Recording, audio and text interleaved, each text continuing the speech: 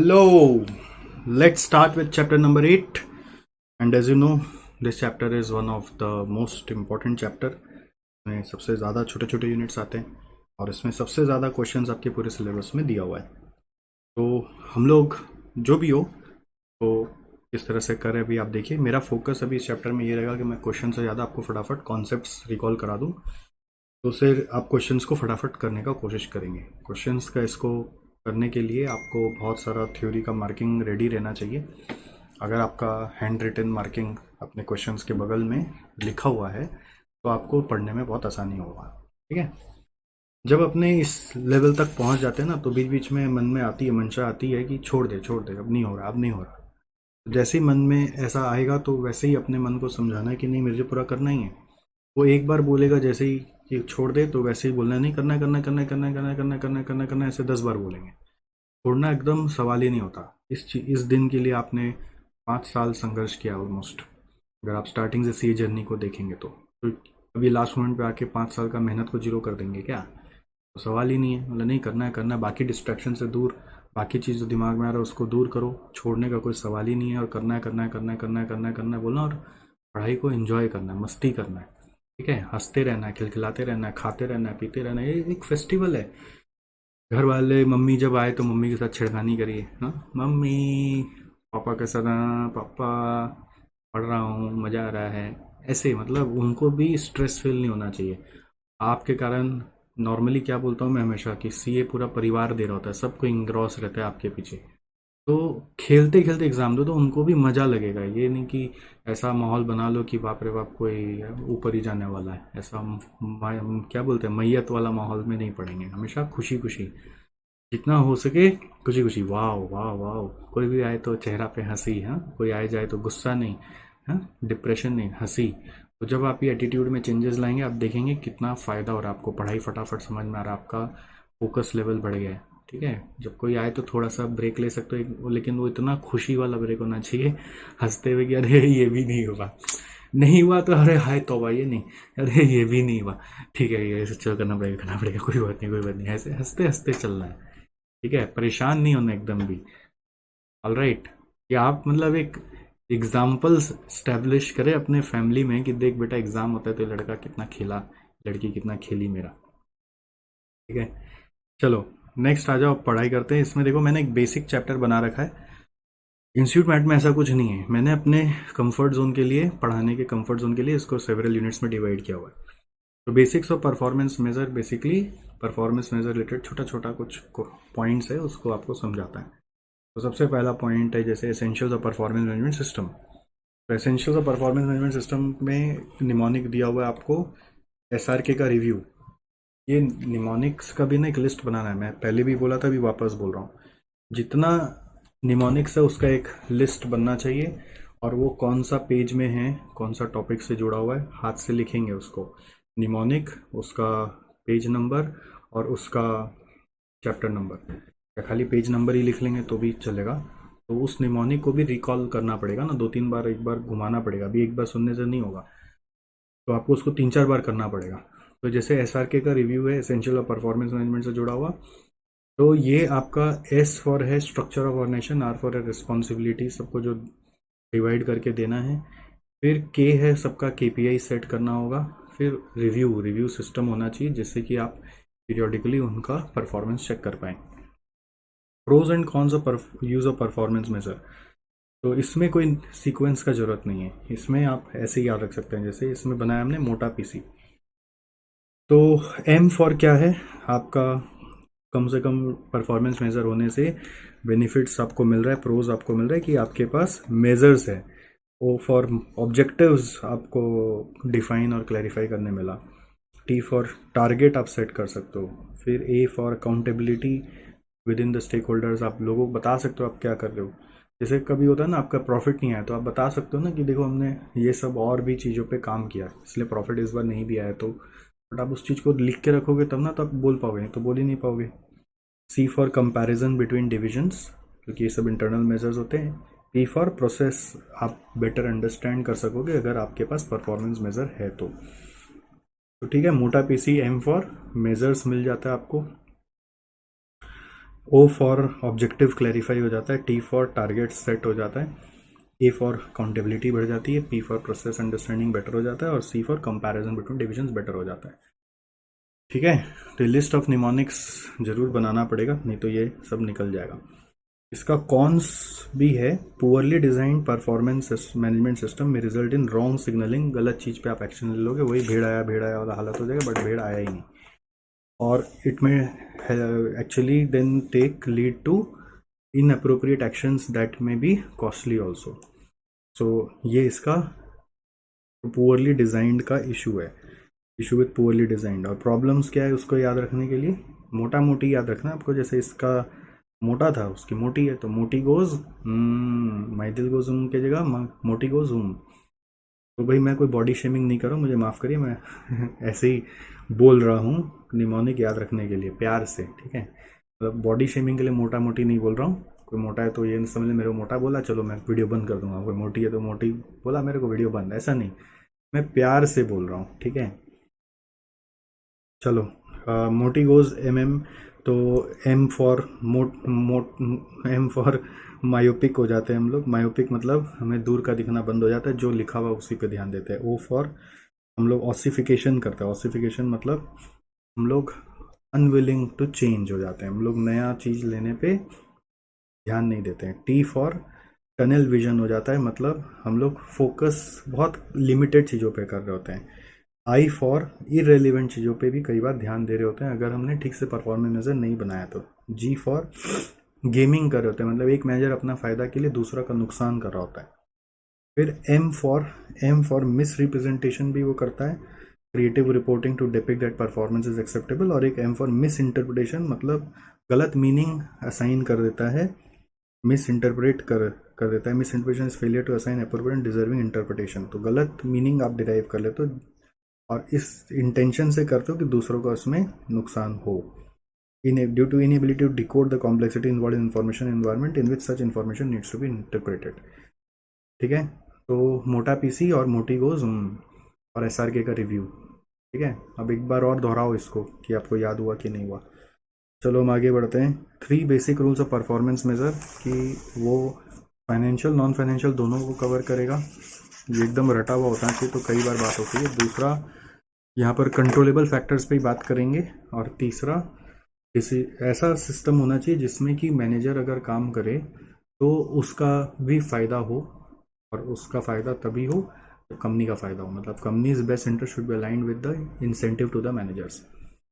फिर advantages and disadvantages of financial and non financial performance measures. तो financial का advantages है कि ये इजीली अंडरस्टैंडेबल है, ऑब्जेक्टिव, ऑब्जेक्टिव मतलब जिसका मीनिंग सबके लिए एक है। पॉपुलर मेजर्स ऑलरेडी मार्केट में अवेलेबल है, सबको पता होता है, ROI, PSP, comparable with internal as well as external है। का goal share holder wealth maximisation का है, जो अल्टीमेटली हर ऑर्गेनाइजेशन का गोल होता है। डिसएडवांटेज है कि शॉर्ट टर्म है, ये इजीली मैनिपुलेट किया जा सकता है, रेपुटेशन रिस्क क्रिएट कर सकता है क्योंकि आप उन चीज़ों पे काम नहीं करते जिससे रेपुटेशन बढ़ता है। इग्नोर्स अदर स्टेक होल्डर्स, जैसे शेयर होल्डर के अलावा और बाकी कस्टमर एम्प्लॉय का क्या हो रहा है उससे अपने को मतलब नहीं होता। फिर आता है नॉन फाइनेंशियल का एडवांटेज डिसएडवांटेज। तो नॉन फाइनेंशियल का एडवांटेजेस में focuses on long term sustainability, और ये बेसिकली आप ऐसे भी बोल सकते हैं, this is the role of, अगर आपको कोई क्वेश्चन पूछे ना, role of non financial performance measures या परफॉर्मेंस इंडिकेटर्स, तो यही वाला आंसर लिखना है कि ये लॉन्ग टर्म सस्टेनेबिलिटी पे काम करता है, ये इंटरनल एक्सटर्नल बोथ को कंसिडर करता है, अदर स्टेक होल्डर्स के ऊपर ध्यान देता है, इट कैन मेजर एनीथिंग और everything and leaves no scope for manipulation. Disadvantages इसका क्या है कि ये क्वालिटेटिव है, इसका मीनिंग सब्जेक्टिव हो सकता है। Financial is quick and influential also, financial measures जल्दी लोगों को इन्फ्लुएंस करते हैं, नॉन फाइनेंशियल जल्दी से लोगों को मोटिवेट नहीं करते। ठीक है, difficult to assign meaning and interpretation, not comparable, इसका डेटा पब्लिक में अवेलेबल नहीं होता, डायनेमिक होता है, बहुत फास्ट बदल जाता है, ज़्यादा लंबे समय तक सेम मेजर चलता नहीं है, कभी कभी इनकम्प्लीट लगता है, और कॉस्टली होता है इसका डेटा को कलेक्ट करना। तो ये पॉइंट्स एग्जाम में कई बार आते हैं, इसके डायरेक्ट क्वेश्चंस भी आ सकते हैं। तो एक अपने डीजेबी बुक को अगर आप देखोगे तो क्वेश्चन नंबर 12 है ICAI मैट का, वैसे बस रेफरेंस में लिख लो कि लेटेस्ट डीजेबी बुक में क्वेश्चन नंबर 12 है। अब आपके पास बहुत पुराना डीजीपी बुक है तो उसमें दिक्कत हो जाएगा आपको। तो ये क्वेश्चन नंबर 12 एक डायरेक्ट क्वेश्चन है, मैं आपको दिखा देता हूँ। क्वेश्चन नंबर 12 डायरेक्ट क्वेश्चन है, ये रहा, इसे मैट में मिल जाएगा। What are the difficulties and shortcomings of using and interpreting qualitative information. ठीक है, तो ये बेसिकली डायरेक्ट क्वेश्चन है, इसको आप एट डिसएडवांटेजेस से कनेक्ट करके लिख सकते हैं। नेक्स्ट, ये डायरेक्ट क्वेश्चन है, मतलब इस क्वेश्चन का मैंने कोई ऐसा नाम नहीं लिखा आपके लिए। Next, tools of performance measure, ये तो बस नाम है, इसको याद रखना है। और इंटरेस्टिंगली ये सारा नाम को लेकर भी एक क्वेश्चन बनाया हुआ है। क्वेश्चन 13 मार्कस नाम का है, जो केस स्टडी डाइजेस्ट में दिया हुआ है सीएसडी में। तो उसमें डिफरेंट परफॉर्मेंस मेजर्स टूल्स के बारे में पूछ रहा है। तो इसमें एक होता है फाइनेंशियल, दूसरा होता है नॉन फाइनेंशियल। फाइनेंशियल में होता है ईवीए, रेसिडुअल इनकम, आरओआई। और नॉन फाइनेंशियल्स में जिसमें फाइनेंशियल नॉन फाइनेंशियल दोनों हो सकता है, एक होता है जैसे बैलेंस स्कोर कार्ड, एक होता है प्रिज्म, एक होता है पिरामिड, एक है बिल्डिंग ब्लॉक मॉडल, एक है ट्रिपल बॉटम लाइन, एक है वैल्यू फॉर मनी, एक है बेंचमार्किंग। ठीक है, द परफॉर्मेंस प्रिज्म, ये सब नाम आपको पता ही है। यही सब इस चैप्टर में एक एक यूनिट बन के आता है। फिर आ रहा है ईवीए। ईवीए के बारे में हम लोग ट्रांसफर प्राइसिंग चैप्टर में भी बात कर सकते हैं और इधर भी बात कर सकते हैं। So EVA is basically residual income types, which is having more defined calculation because it is a brand owned by Stern, Stewart and Company, who have worked hard to make it as much standardized as possible. So EVA is NOPAT minus cost of capital employed. Capital employed should be opening capital employed. Cost of capital should be WACC, and it should be derived using market value as weight, and then market value नहीं है तो book value. और NOPAT is your EBIT into 1 minus T, and there can be certain adjustments if your earnings has got, या PL में आपने कुछ ऐसा expenditure charge कर रखा है जिसका बेनिफिट ओवर द ईयर्स आता है, तो वो सब एड बैक करना पड़ेगा। टैक्स में टैक्स पेड माइनस होना चाहिए। ठीक है, और अगर आपके पास पैट दिया हुआ है तो पैट से अगर आप वर्किंग करें तो उसमें interest into 1 minus T, net interest को ऐड बैक करना पड़ता है। ठीक है, ये सब के बारे में यहाँ लिखा हुआ है। अभी मैं जो बोल रहा हूँ वो आपको याद आ सकता है और उससे ज़्यादा कुछ नहीं हो सकता। अभी आप सोचेंगे यहाँ क्या बोला, उसका लॉजिक समझाओ, तो EVA का मेरा एक सेपरेट वीडियो, आप उसको देख लीजिएगा। तो ये सब एडजस्टमेंट्स होता है। ठीक है, यहाँ पे मैं बताया था पैट प्लस नेट इंटरेस्ट, ये वाला बोल रहा था, ऑप्शन नंबर 2। एक EBIT माइनस टैक्स होता है, पैट में इंटरेस्ट आप एडजस्ट कर सकते हैं। फिर टैक्स में कई बार हम लोग देखते हैं किसी सम में tax charge as per PL minus deferred tax पे जो इंक्रीज हुआ plus tax shield on interest आपको ऐड करना है। तो tax charge as per PL में प्लस होता है टैक्स शील्ड, जबकि टैक्स शील्ड ऑन इंटरेस्ट आपका एक इनकम है तो माइनस होना चाहिए, बट माइनस नहीं होता, वो प्लस हो रहा है। आप इस चीज़ को ध्यान दे लीजिएगा। अगर आप उसमें माइनस लिख देंगे तो रॉन्ग हो जाएगा। आप बोलेंगे इसका लॉजिक बता दो, तो लॉजिक मत जानिए, अभी बस ये जानिए कि यार इंटरेस्ट टैक्स शील्ड होता है तो प्लस होता है। ठीक है, लॉजिक के लिए मेरा दरख्वास्त है कि आप एक वीडियो है हमारा वो देख लीजिएगा, रिवीजन सिस्टम का वीडियो भी देखेंगे तो भी काम हो जाएगा। इसका नेक्स्ट आ रहा है। नेक्स्ट यहाँ पे भी एक एक्सप्लेनेशन दिया हुआ है कि tax shield on interest add क्यों होता है। ठीक है, तो उसका भी लॉजिक यहाँ पे दिया हुआ है, उससे भी समझा जा सकता है, बट लॉजिक क्लासेस में समझाया हुआ है। अभी आपको बस कुछ कुछ खास पॉइंट याद रखना है। EVA का इंपॉर्टेंस आपको लर्न करना है, क्योंकि ये कोई भी क्वेश्चन इसका आता है तो उसके कमेंट में काम आता है। It is a link between decisions, performance measures and rewards which focuses managers on performing better. Is link between decisions, performance measures and rewards, मतलब क्या डिसीजन लेने से क्या परफॉर्मेंस आएगा, उससे क्या रिवॉर्ड मिलेगा, वो सब में EVA को यूज़ किया जा सकता है। मतलब EVA अगर कोई करने अच्छा लाया तो उसको रिवॉर्ड देना है, मैनेजर्स को रिवॉर्ड देना है, something like that. Incentive schemes based on EVA provide quality information and motivation, which in turn maximizes shareholders' wealth. Links operating returns to the assets used for generating such return. Links मतलब connection बैठा रहा है, operating returns to the assets with the assets used, मतलब हमारे assets से हमने क्या फ़ायदा जनरेट किया, क्योंकि इसमें कैपिटल एम्प्लॉयड का कॉस्ट और NOPAT को कंपेयर करें ना। Identifies areas of weakness and their solution, helps to appraise divisions. Appraise division मतलब डिविजन बेटर कर रहा है कि नहीं, evaluate करना को appraise करना बोलते हैं। Educate managers to improve profits. तो इसमें प्रॉफिट इम्प्रूवमेंट करने का एक रास्ता निकाला जाता है। तो ये लर्न करने का मसाला है, तो वापस एक बार दोहराइए कि इसमें decision, performance measure and rewards को कनेक्ट किया जा रहा है। Incentive scheme based on EVA provides quality information motivation, links operating returns to assets और areas of weakness, appraise divisions, educate managers to improve profits. फिर एक क्वेश्चन और बनता है, how we can improve EVA. तो उसका 3 रास्ता है, एफिशिएंसी, प्रॉफिटेबल ग्रोथ और चर्न आउट।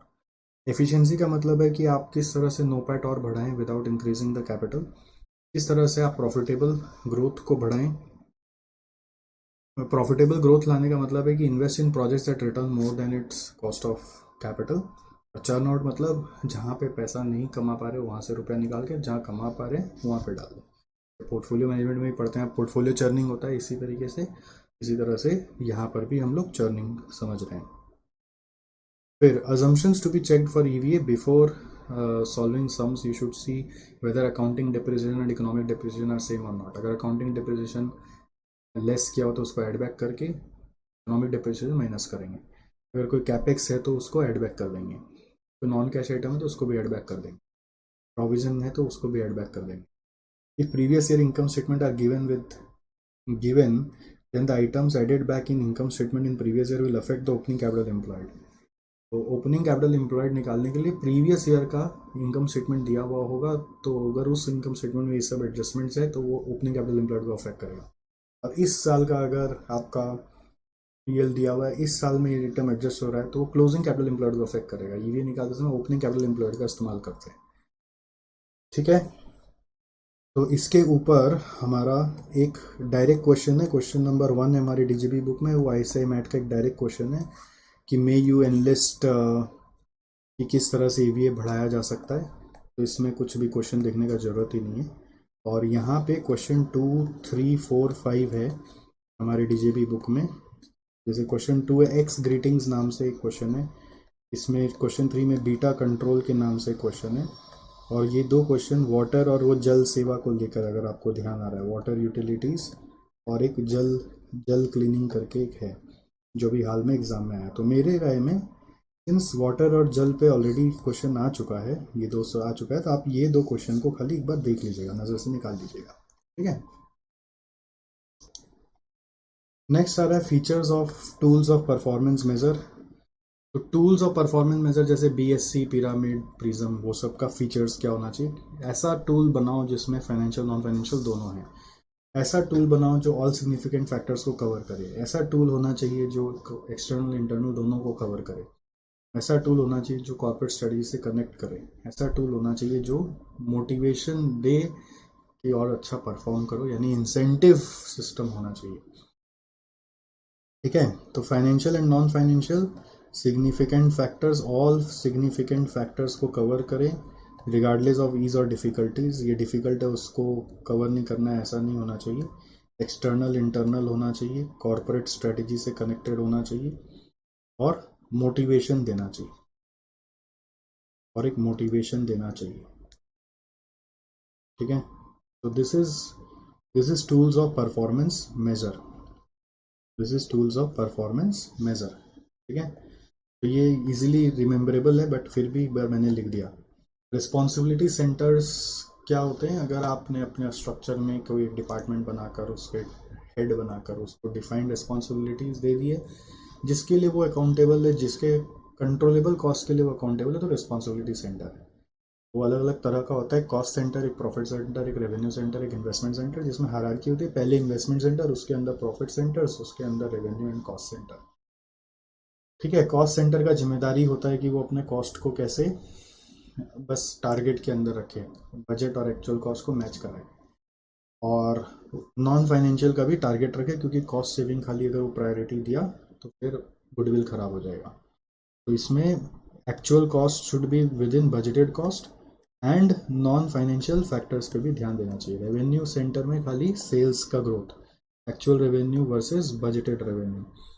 प्रॉफिट सेंटर में खाली प्रॉफिट का growth, actual profit versus budgeted profit, but along with this you have to also see non financial measures। Investment centre में जो डिजायर्ड आरओआई है वो आया है कि नहीं आया, डिजायर्ड आरओआई वो आ रहा है कि नहीं आ रहा है, and of course non financial should be always the basis of performance. Measure. तो इसको चैप्टर 9 में यानी ट्रांसफर प्राइसिंग में भी पढ़ते हैं हम लोग। इसके ऊपर एक क्वेश्चन है, क्वेश्चन 6 है जो आईसीआई मैट का है। क्वेश्चन 6 ऑफ आईसीआई मैट नहीं, question 6 of DJB book. Question 6 of DJB book which has been taken from ICAI material and it is a direct question from ICAI material, something called as a transport department को लेकर कि उसका performance measurement हम लोग को कैसे करना चाहिए, राइट। तो ये आप आ जाइए क्वेश्चन नंबर 6 एक बार थोड़ा सा देख लीजिए। परफॉर्मेंस एनालिसिस में देखो, कॉस्ट सेंटर की तरह अगर देख रहे हैं तो cost allowed to be incurred निकाला और कॉस्ट एक्चुअली इनकर्ड निकाल कर वेरियंस देखा। और फिर एज अ प्रॉफिट सेंटर देख रहे तो बस ये देखा कि कॉस्ट ऑफ हायरिंग कितना है और कॉस्ट एक्चुअली इनकर्ड कितना है, बाहर से कंपेयर किया। मतलब कॉस्ट ऑफ हायरिंग बाहर से अगर करते तो कितना कॉस्ट लग जाता और कितना कॉस्ट लगा तो वो प्रॉफिट वेरिएंस आ गया। तो इस पर बस एक नज़र निकाल लीजिएगा कि इसमें ऐसे मैट हम लोग को क्या सिखाना चाह रहा है कि अगर हम लोग को कॉस्ट सेंटर की तरह ट्रीट करना है तो कितना कॉस्ट बजटेड था और कितना एक्चुअल था वो देखना, और प्रॉफिट सेंटर की तरह ट्रीट करना है तो कॉस्ट ऑफ हायरिंग और कॉस्ट एक्चुअली इनकर्ड को कंपेयर करना था। नेक्स्ट आ रहा है परफॉर्मेंस रिपोर्ट। ये बस बोलने के लिए है अभी अभी ये सब आप आ जाए तो ठीक है, देखा जाएगा, है ना। कुछ कुछ हो जाता है ऐसा एग्ज़ाम में कि ये ज़बरदस्ती आ गया तो ठीक है। इसको जब टाइम बचे ना तो वैसा कुछ एक लिस्ट आपको बना लेना चाहिए कि जो चीज़ में एकदम अगर पूरा जैसे होता है ना, के पास 3 ब्लॉक होता है डे बिफोर एग्ज़ाम। एक एग्ज़ाम अगर आप दोनों ग्रुप दे रहे तो एग्ज़ाम दे के आने के समय एक प्रीवियस एग्ज़ाम दे के आया उसके बाद जो समय मिला, और एक होता है नेक्स्ट डे पूरा फ्रेश, और एक होता है उसके नेक्स्ट डे सुबह सुबह का समय। तो ऐसे जो जो क्वेश्चंस और पोर्शंस जो हम लोग नहीं दे रहे हैं तो वो सबसे बेस्ट होता है कि नेक्स्ट डे सेकेंड डे का जो ब्लॉक है, सेकेंड डे का जो ब्लॉक है उसमें लास्ट में कर लो। रिस्पॉन्सिबिलिटी अकाउंटिंग और इंटीग्रेटेड रिपोर्टिंग अभी तक तो एग्ज़ाम में आया नहीं और इसके ऊपर कोई क्वेश्चन भी नहीं आ गया तो अपने दोनों का नसीब है, ठीक है। तो इसलिए एक बार आप आंख से निकाल लेना, मेरा तो सीए हुआ है, कहीं इसके कारण आपका सीए नहीं अटक जाए। और नॉर्मली उसका टाइम होता है सेकेंड डे का, पूरा जो दिन मिलता है उसका लास्ट में, उसमें मतलब जो चीज़ छोड़ा हुआ है उसका लिस्ट बना लोगे और उस चीज़ को आप next day up to date करोगे। मतलब लास्ट में देखोगे ये सब चीज़ थोड़ा बहुत बाकी है। सुबह सुबह कोशिश करना है कि वही चीज़ वापस पढ़े, सुबह सुबह कोशिश करना है कि वही चीज़ वापस पढ़े जो याद रखने का सामान है, जैसे निमोनिक्स का लिस्ट, थ्योरी सारा वापस पढ़ें, या कोई इंपॉर्टेंट चीज़ है जो पढ़ना बाकी रह गया वो पढ़ें। अनइम्पॉर्टेंट चीज़ को नेक्स्ट डे सुबह सुबह हम नहीं पढ़ेंगे, अनइम्पॉर्टेंट चीज़ को हम जो हमारा बीच में पूरा दिन खाली रहता है उसके डे एंड में पढ़ लेंगे, ठीक है। उसको भी कहीं नोट करके रखो, पेज नंबरिंग संगे संग मार्क करके रखो। पेज फोल्ड कर लो, अगर प्रिंट आउट है तो पेज फोल्ड करके रख लो कि ये सब पेज मैंने पढ़ा ही नहीं, ठीक है। चलो आगे बढ़ते हैं। सी एस एफ वर्सेज के पी आई। तो सी एस एफ क्या होता है? क्रिटिकल सक्सेस फैक्टर, जो कहता है vital areas where things go right for the business in order to achieve their strategy objectives. तो इट डिफाइंस व्हाट, क्या करना है, और ये स्ट्रेटजी से कनेक्ट करता है, दिस कनेक्ट्स विद स्ट्रेटजी। रॉकआर्ट ने 5 सोर्स बताए। इंडस्ट्री स्ट्रक्चर एनालिसिस करोगे, कॉम्पिटिटिव स्ट्रेटजी देखोगे, एनवायरमेंटल फैक्ट्स को देखोगे, टेम्पररी इन्फ्लुएंस किसी चीज़ का आ रखा है तो वो देखोगे जिसके कारण नाम खराब नहीं हो जाए, और फंक्शनल मैनेजरियल पोजीशन आप चेक करोगे कि उसका अपना इंटेंशन क्या है, किस पर्टिकुलर चीज़ पे फोकस करना चाहता है, और सबका अपना परफॉर्मेंस मेज़र होना चाहिए जिसको अपने केपीआई बोलते हैं, कि इस पर्टिकुलर हेडिंग के अंदर जो भी अपने ऑब्जेक्टिव आइडेंटिफाई करे उस पर काम हो रहा है कि नहीं, उसका एक न्यूमेरिकल मेजरमेंट होना चाहिए, जैसे नंबर ऑफ डीलर्स, जैसे नंबर ऑफ न्यू फीचर्स। तो वो परफॉर्मेंस मेजर को ही हम लोग केपीआई कहते हैं, which prescribes how, and KPIs need to be smart, specific, measurable, achievable, realistic and time bound, ठीक है। तो बेसिक आइडिया क्या होता है, केपीआई सीएसएफ से कनेक्टेड होता है, सीएसएफ आपका ओवरऑल स्ट्रेटेजी या विजन से कनेक्टेड होता है। Next, effective performance management system warrants that, ऐसा होना चाहिए जो KPI must be selected and designed in such a manner that if it meets the threshold it will deliver CSF, and CSF should be designed in such a manner that it will deliver the vision. तब अपने समझते हैं कि performance management system effectiveness रखता है, तो ये for effectiveness है, this is for effectiveness. Alright, next आ रहा है परफॉर्मेंस इंप्रूवमेंट के बारे में. परफॉर्मेंस इंप्रूवमेंट के ऊपर एक केस स्टडी आ गया था, क्वेश्चन नंबर 11 हमारा डीजेबी का, जो शक्ति ऑटोमोबाइल्स नाम से दिया हुआ है, और वो ICI जर्नल में आया था, यानी केस स्टडी डाइजेस्ट में आप समझ लीजिए वो आया था. तो उसमें क्या है ना कि आप अपनी कंपनी के प्रॉब्लम्स को आइडेंटिफाई करते हैं, रीजंस फॉर पुअर परफॉर्मेंस, और फिर खोजते हैं कि वो प्रॉब्लम कैसे सॉल्व हो जाए. Then you need to search remedy for each of the problems. Each of the remedy will also have their implementation cost, hence her remedy के लिए cost benefit analysis is advisable. And of course, along with non-financial factors you should analyze. So what are the problems, ये आपको उस question में मिलता है. अगर आप इसको याद रख लेंगे तो क्वेश्चन आपका फ्री में यहीं पे कवर हो गया, उस क्वेश्चन पे बस खाली ग्लांस देने से हो जाएगा. तो अगर pricing of product is not matching with competitors, तो आपको रेमेडी दे रहे हैं कि आप टारगेट कॉस्टिंग अप्लाई करो. अगर आपके यहाँ प्रॉब्लम है manufacturing all components by itself, तो आप मेक और बाय क्यों नहीं ट्राई करके देखते हो. अगर आपके यहाँ पे क्वालिटी डिफेक्ट और कस्टमर कंप्लेंट्स आ रहे हैं, तो आप 6 sigma, TQM, TPM, praise analysis try करो. प्रेज एनालिसिस TQM का एक पार्ट होता है, जो हालांकि हमारे कोर्स में नहीं है, बट फिर भी एक पार्ट होता है जो केस स्टडी में डिस्कस किया हुआ है. P for problem identification, R for ranking of problems, कि कौन सा प्रॉब्लम पहला प्रायोरिटी में सॉर्ट आउट करेंगे. A for root cause analysis, कि क्या प्रॉब्लम का जड़ है. I फॉर इनोवेशन या इम्प्रूवमेंट, क्या सॉल्यूशन होगा. S फॉर सॉल्यूशन का इम्प्लीमेंटेशन. E for evaluation. तो this is the way to solve your defect problem. Skilled worker नहीं है, ट्रेनिंग नहीं है, तो quality circles, kaizen, inventory, raw material और WIP रिलेटेड इशू है तो JIT सिस्टम में चले जाओ, सेलर मैन्युफैक्चरिंग में जाओ. प्रोसेस ओल्ड हो रखे हैं तो DPR करो.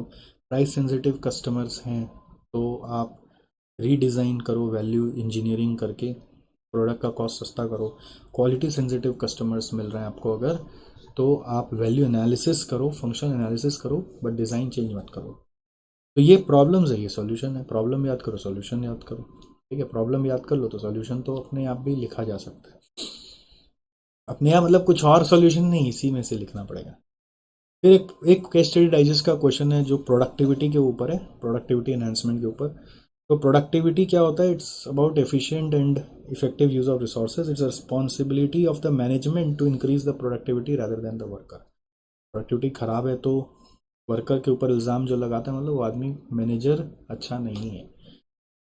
और techniques to enhance the productivity क्या क्या हो सकता है. ये टेक्निक्स एक्चुअली क्वेश्चन नंबर 15 है हमारे केस स्टडी, हमारे DJB बुक का, जो स्टार टाइल्स के नाम से है, टाइल्स प्रोडक्शन लिमिटेड. वो भी केस स्टडी डाइजेस्ट का क्वेश्चन है, तो उसको रिवाइज करना है अगर केस स्टडी डाइजेस्ट को, तो उसके जगह ये वाला खाली पॉइंट्स देख लोगे तो क्वेश्चन फ्री में हो जाएगा. तो यहाँ पर क्या क्या तरीका से प्रोडक्टिविटी बढ़ाई जा सकती है. वैल्यू एनालिसिस इंजीनियरिंग करिए, क्वालिटी सर्कल बनाइए, incentive system financial non financial आप तैयार करिए, ऑपरेशंस रिसर्च करिए कि कैसे और बेटर प्लानिंग शेड्यूलिंग हो पाए. प्रोडक्ट का किस प्रोडक्ट के बाद कौन सा प्रोडक्ट बनेगा, कितना मात्रा में कौन सा प्रोडक्ट बनेगा. ट्रेनिंग सिस्टम बैठाइए. जॉब एनलार्जमेंट और इनरिचमेंट करिए. एनलार्जमेंट मतलब आप उनको नया जॉब दीजिए, नया नॉलेज दीजिए. एनरिचमेंट मतलब उस पर्टिकुलर जॉब का और कॉम्प्लेक्स पार्ट उसको दिखाइए. जॉब इवैल्यूएशन मतलब उसको देखिए कि वो इस जॉब के लिए सही है कि दूसरा किसी जॉब के लिए सही है. दूसरा जॉब के लिए सही है तो उस जॉब में उसको शिफ्ट कर सकते हैं. इन्वेंट्री कंट्रोल सिस्टम आपका कैसा है, उसके लिए साइंटिफिक सिस्टम, JIT सिस्टम आप इन्वॉल्व करिए, इम्प्लीमेंट करिए. क्वालिटी कंट्रोल बेटर करने के लिए कॉजेस ऑफ डिविएशन और करेक्शन करिए. ह्यूमन फैक्टर री इंजीनियरिंग करिए. Understanding of technology and human requirements of both task and worker in order to ensure the best fit job to each man. जो काम technology कर सकता है उससे आदमी को निकाल लीजिए, और एक दिन आदमी भी शायद खुश होगा कि चलो मैं कुछ और सीखूं. आदमी को कब रेजिस्टेंस आता है, जब उसको ये डर लगता है कि आप तो निकाल दोगे उसको. अगर उसको ये कॉन्फिडेंस है कि आप निकालोगे नहीं, आप उसको ग्रो कराओगे, तो वो ज़रूर स्विच करेगा और टेक्नोलॉजी को एम्ब्रेस करेगा.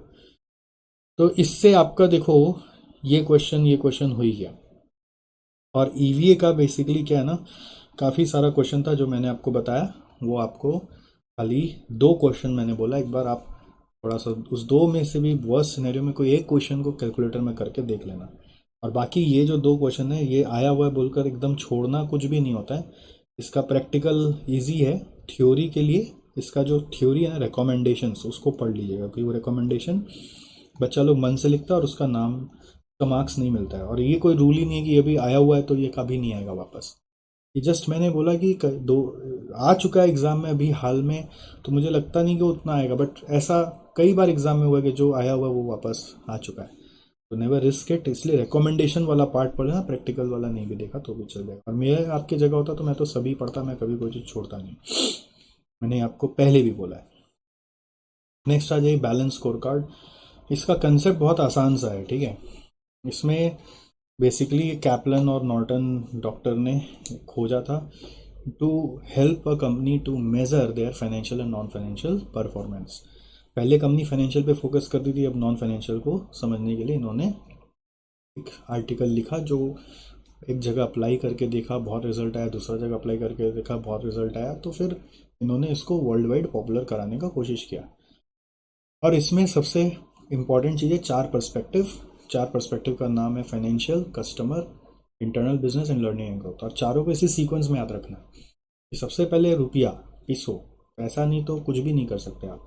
तो फाइनेंशियल पर्सपेक्टिव आपका फर्स्ट है, क्योंकि इसी से पता चलता है कि आप करना क्या चाहते हो, कितना कमाना चाहते हो, और दूसरा आपके पास क्या अवेलेबल है जिससे आप बाकी पर्सपेक्टिव में भी खर्चा कर सकोगे। सेकेंड पर्सपेक्टिव आता है कस्टमर पर्सपेक्टिव, जिसमें कस्टमर सेटिस्फैक्शन के लिए हमें क्या क्या चेंजेस लाने का ज़रूरत है वो आप पता करिए, और क्या चीज़ से कस्टमर सेटिस्फैक्शन का करेंट सिनेरियो क्या है वो देखिए। के बाद इंटरनल बिजनेस, जिसमें ये बोलता है कि इंटरनल बिजनेस में अब क्या मॉडिफिकेशन करने से कस्टमर सेटिस्फाई होगा, कस्टमर सेटिस्फैक्शन से कनेक्टेड है। और इंटरनल बिजनेस में चेंजेस करना तो पैसा चाहिए, तो इसलिए फाइनेंस सोच के रखना है। तो इंटरनल बिजनेस में क्या क्या मॉडिफिकेशन करना है, तो वो इंटरनल बिजनेस पर्सपेक्टिव। और चेंजेस कर देंगे तो वो एग्जीक्यूट कैसे होगा, एग्जीक्यूट करने के लिए कोई भी चीज़ को आदमी चाहिए, टेक्नोलॉजी चाहिए और कल्चर चाहिए। मतलब आदमी का ट्रेनिंग है ना, आदमी का attitude that is covered in culture, सोच कैसा है। और तीसरा टेक्नोलॉजी, सिस्टम्स, इंफ्रास्ट्रक्चर, अगर वो ही नहीं है तो आप कुछ भी नया करने जाओगे तो एग्जीक्यूट ही नहीं होगा। ठीक है, तो ये 3 चीज को लेकर हम लोग जब काम करते हैं तो फाइनेंस अपने आप बेटर होते चला जाता है। अब ये चारों पे काम हो रहे कि नहीं, उसके लिए स्कोर कार्ड जैसा बनाना है। मतलब ये तो पर्सपेक्टिव हो गया, पर्सपेक्टिव के अंदर होता है ऑब्जेक्टिव्स, जिसको अपने CSF बोल सकते हैं, कि हर एक के अंदर हम लोग को पाना क्या है। जैसे फाइनेंशियल में हम लोग सोच सकते हैं शेयर होल्डर वेल्थ इंप्रूव करना है, हम लोग को मार्केट शेयर कैप्चर करना है। कस्टमर में हम लोग सोच सकते हैं कस्टमर सेटिस्फेक्शन बढ़ाना है। तो ये हो गया CSF। उस CSF को पाने के लिए चाहिए KPIs। तो KPIs उसके आपको सोचने पड़ेंगे। मेरे नज़र में ये सारे KPIs मैंने खोजे हैं जो मोस्ट ऑफ द क्वेश्चंस में यूज़ होते रहते हैं घुमा फिरा के। तो अगर आप हो सके तो KPIs को थोड़ा सा याद कर लीजिएगा, आपके क्वेश्चन में अगर लिस्ट दिया हुआ है तो उसमें ये मैच भी हो जाता है। नहीं तो कभी कभी क्वेश्चन अपने मन से भी क्रिएट करने बोलता है। तो ये जो KPIs मैंने खोजे, मेरे को लगता है कि मोटा मोटी ये बहुत सारा क्वेश्चन में यूज़ होता है। ठीक है, मोटा मोटी मतलब फिर वो मोटा मोटी का बात नहीं हो रहा है, एक्चुअली बंगाली भाषा में मोटा मोटी बोलते हैं बहुत। मोटा मोटी मतलब रफली, रफली को बंगाली भाषा में मोटा मोटी बोलते हैं। तो हम लोग बंगाल वाले आदमी लोग को थोड़ा सा हैबिट हो गया कुछ कुछ वर्ड बंगाली का यूज़ करने का, वो मोटा मोटी बोल रहे हैं। तो इसमें कुछ कुछ KPIs है, एक बार आप उसको नज़र से निकाल लो। फिर हर KPI का टारगेट होगा, फिर उसका एक्चुअल होगा, फिर ये भी होता है एक नया चीज़ की डेडलाइन क्या है, कि कब तक उसको अचीव करना है। यहाँ पे नहीं लिखा हुआ है बट डेडलाइन भी होना चाहिए, स्मार्ट होना चाहिए ना। स्मार्ट मतलब स्पेसिफिक, ये करो। मेजरेबल मतलब टारगेट का नंबर डाल दो, एक्चुअल का नंबर अभी कितना है या फ्यूचर में आप क्या चाहते हो वैसे आप लिख लो, कितना हुआ वो भी लिखो। फिर उसको टाइम बाउंड डाल दो कि बाई जून करना है, बाई अगस्त करना है, बाई दिसंबर करना है, ऐसा टाइम बाउंड डाल दो। फिर उसको करने के लिए क्या क्या इनिशिएटिव आपका ऑर्गेनाइजेशन में लिया गया है उसको भी लिस्ट डाउन करो। क्यों लिया गया उसका लॉजिक रैशनली लिखो कि ये क्यों किया गया, तो लॉजिक बताना पड़ेगा कि इससे आपको क्यों लगा कि ऑन टाइम डिलीवरी बेटर हो जाएगा, इससे आपको क्यों लगा कि मार्केट शेयर बढ़ जाएगा, तो रैशनली भी लिखना पड़ता है। ठीक है, अगर आपका गोल अचीव हो जाता है तो आप अपने आप को स्कोर दे सकते हो। Score can be for goal achieved it can B 1, not achieved the point can be 0। That way an overall score can be computed. Score वाले भी क्वेश्चंस हमारे पास है, आपने अगर किया हुआ पढ़ाई पहले का तो आपको याद होगा। तो ये सब बातें यहाँ पे लिखी हुई है। 4 पर्सपेक्टिव्स के बारे में मैंने सारा समझा दिया आपको। फाइनेंशियल का 2 पर्पस होता है वो भी मैंने आपको बता दिया। और कस्टमर पर्सपेक्टिव में आपको पहले आइडेंटिफाई करना है कौन हमारा कस्टमर है जिसको हम सेटिस्फाई करना चाहते हैं। Identify is very important. ठीक है, ऑल्सो फिर उसको कैसे हम लोग खुश कर सकते हैं, फिर उसमें क्या सबसे ज़्यादा ज़रूरी है, लीड इंडिकेटर्स मतलब जिससे भी हमको फ़ायदा मिलेगा। फिर इंटरनल बिजनेस प्रोसेस में हमको क्या चेंजेस लाने हैं। ठीक है, फिर लर्निंग एंड ग्रोथ में हमको कैपेबिलिटीज एम्प्लॉय की सिस्टम यानी आईटी इंफ्रास्ट्रक्चर, आईटी या फिर अदर इंफ्रास्ट्रक्चर, और ऑर्गेनाइजेशन का पॉलिसी कल्चर प्रोसीजर्स में क्या चेंजेस लाना है। बेनिफिट्स ऑफ बीएससी है कि दोनों को कवर कर रहा है, B financial non financial, considers all stake holders. But ये क्या ना कॉन्ट्राडिक्टरी है, यहाँ पे फोकस शेयर होल्डर पे है बट ऐसा थ्योरी में लिखा हुआ है। लॉन्ग टर्म इम्पैक्ट आता है और ये इंटरनल एक्सटर्नल रिपोर्टिंग के लिए यूज़ हो सकता है। मतलब आजकल तो बहुत बार कंपनियां अपने एनुअल रिपोर्ट में शेयर होल्डर को ही बताती है। लिमिटेशन है कि डेलीगेटेबल नहीं है, कॉपीएबल नहीं है, समटाइम्स केपीआई नहीं मिलते। बहुत बार इसमें टू मच मेजर्स के ऊपर एक साथ ध्यान दे दिया जाता है, बोलते इतना सारा करने की जगह तुम या 2 ही चीज़ को पकड़ के काम करो। स्टेप्स इन डेवलपिंग बीएससी कि आपको सबसे पहले अपना सीएसएफ जानना है, फिर process that leads to those outcomes, क्या इनिशिएटिव्स आप लोगे, फिर उसको मेज़र करने के लिए केपीआई चाहिए, फिर डेटा कैप्चरिंग सिस्टम चाहिए, फिर रिपोर्टिंग मैकेनिज्म होना चाहिए, नहीं तो फिर लॉस्ट हो जाएगा, एक्शन सही जा रहा है कि नहीं जा रहा पता नहीं चलेगा, और फिर डिविएशन मिला तो इम्प्रूवमेंट प्रोग्राम होना चाहिए। तो मेरे नज़र में स्टेप्स भी आपको याद रहे तो अच्छा है, नहीं तो क्या होता है एग्ज़ाम में किस तरह का क्वेश्चन आ जाए नेवर नो। इसलिए आया हुआ नहीं है, एक्सेप्शन चीज़ है। ठीक है, बट इतना कोई हार्ड नहीं कि आप इसको डेफर करो, अभी पढ़ लो। फिर analysis of performance using BSc और केस स्टडीज आप कुछ स्टेप्स फॉलो कर सकते हैं। अगर आपको बीएससी को यूज़ करके कोई परफॉर्मेंस एनालिसिस करने बोल दिया तो ये स्टेप्स फॉलो करना कि सबसे पहले देखना टारगेट और एक्चुअल कंपेयर करके कि हम लोग अपना गोल अचीव कर पाए कि नहीं कर पाए। अगर कोई कॉम्पिटिटर का डिटेल भी दिया हुआ है साथ में तो उसको भी आप कंपेयर करना, और वो कमेंट में लिखना पड़ सकता है कि ये कंपनी ने इस पर्टिकुलर मेज़र में ये सोचा था, ये हुआ, और कॉम्पिटिटर का ऐसा है, तो परफॉर्मेंस उस पर्टिकुलर इंडिकेटर का कैसा होगा। फिर रीज़न खोजना कि ऐसा क्यों हुआ होगा। अगर कई बार नहीं मिलता है इससे रीज़न तो अगला में चले जाना, अगला में हो सकता है ऐसा रीज़न मिले जो पिछला को भी कनेक्ट कर रहा है, उसको इंटरलिंक करना विद डिफरेंट रीजंस। फिर डिविएशन का इम्पैक्ट बताना कि अगर ये चीज़ ऐसा ही रहा तो उसका नतीजा ये हो सकता है, और इसलिए इसके ऊपर इस तरह से सजेशंस देके इम्प्रूव करना है, और कोशिश करके जितना भी केपीआई क्वेश्चन में दिया हुआ है सबको कवर करने का कोशिश करना है। ये जो स्टेप्स है ये एक मंत्र है, केस स्टडी अगर इसके ऊपर आ जाता है तो कैसे लिखना है। मतलब कोई भी सीएसएफ वर्सेस केपीआई पे केस स्टडी आ गया, इसमें परफॉर्मेंस मेजर्स को लेकर एनालिसिस करने बोला है, तो ये 5 स्टेप्स के बियॉन्ड छठा कुछ नहीं है। अब हो सकता है आपका 5 का 5 कवर नहीं हो पा रहा है तो 4 कवर होगा, मतलब आप हो सकता है कि कॉम्पिटिटर्स डेटा नहीं देख रहे क्वेश्चन में, हो सकता है आपको इम्पैक्ट ऑफ डिविएशन नहीं क्लिक कर रहा है, सजेशन नहीं क्लिक कर रहा है, तो 1-2 कम हो सकता है, ज़्यादा नहीं होगा। तो इसको फॉलो करोगे तो आप पूरा चैप्टर में जितना परफॉर्मेंस मेजर का एनालिसिस का क्वेश्चन आएगा उसको हैंडल कर पाओगे।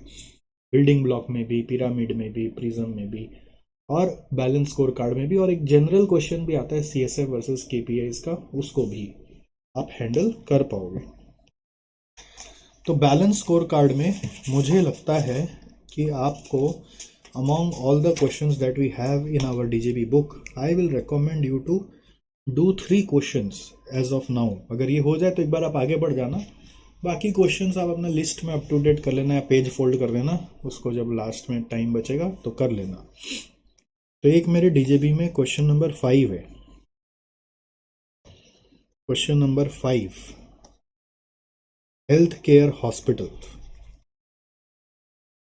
वो थोड़ा लंबा वाला क्वेश्चन है, अगर साइड नोट्स लिखे हुए हैं ना तो आप देखना कितना फास्ट होता है। क्वेश्चन नंबर 7 एक एनएफसी लिमिटेड का, ये केस स्टडी डाइजेस्ट का क्वेश्चन है। इसका फॉर्मेट अच्छे से देखना, हर एक कॉलम में क्या क्या लिखा हुआ है। और एक क्वेश्चन अभी आया है सिटी वे इंक नाम से, ये आपका एमटीपी में 22 में आया है, ठीक है। तो ये हो सकता है आपके पास 2 GB उसमें नहीं है, बट आप एमटीपी डाउनलोड करके ज़रूर देख लेना, उसमें ये आया है, नया क्वेश्चन है। तो अटेम्प्ट करके देखना कि आप कर पा रहे हो कि नहीं, और बहुत टाइम नहीं देना है।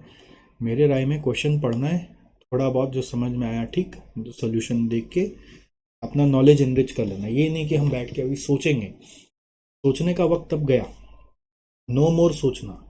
अभी क्वेश्चन पढ़ेंगे, याद आ गया कि नहीं, ठीक है, और जो क्लिक कर गया वो क्लिक करा, बाकी फटाफट आंसर देख के पॉइंट्स आइडेंटिफाई करके निकल जाने का है, ठीक है। तो ये 3 क्वेश्चन मेरा रिकमेंडेशन पे आप कर लीजिए। ऑलराइट, नेक्स्ट है benchmarking. Benchmarking since latest study मैट से हटा दिया है, ठीक है। तो मैं अभी रिकमेंड नहीं करा कि आप उसमें घुसो।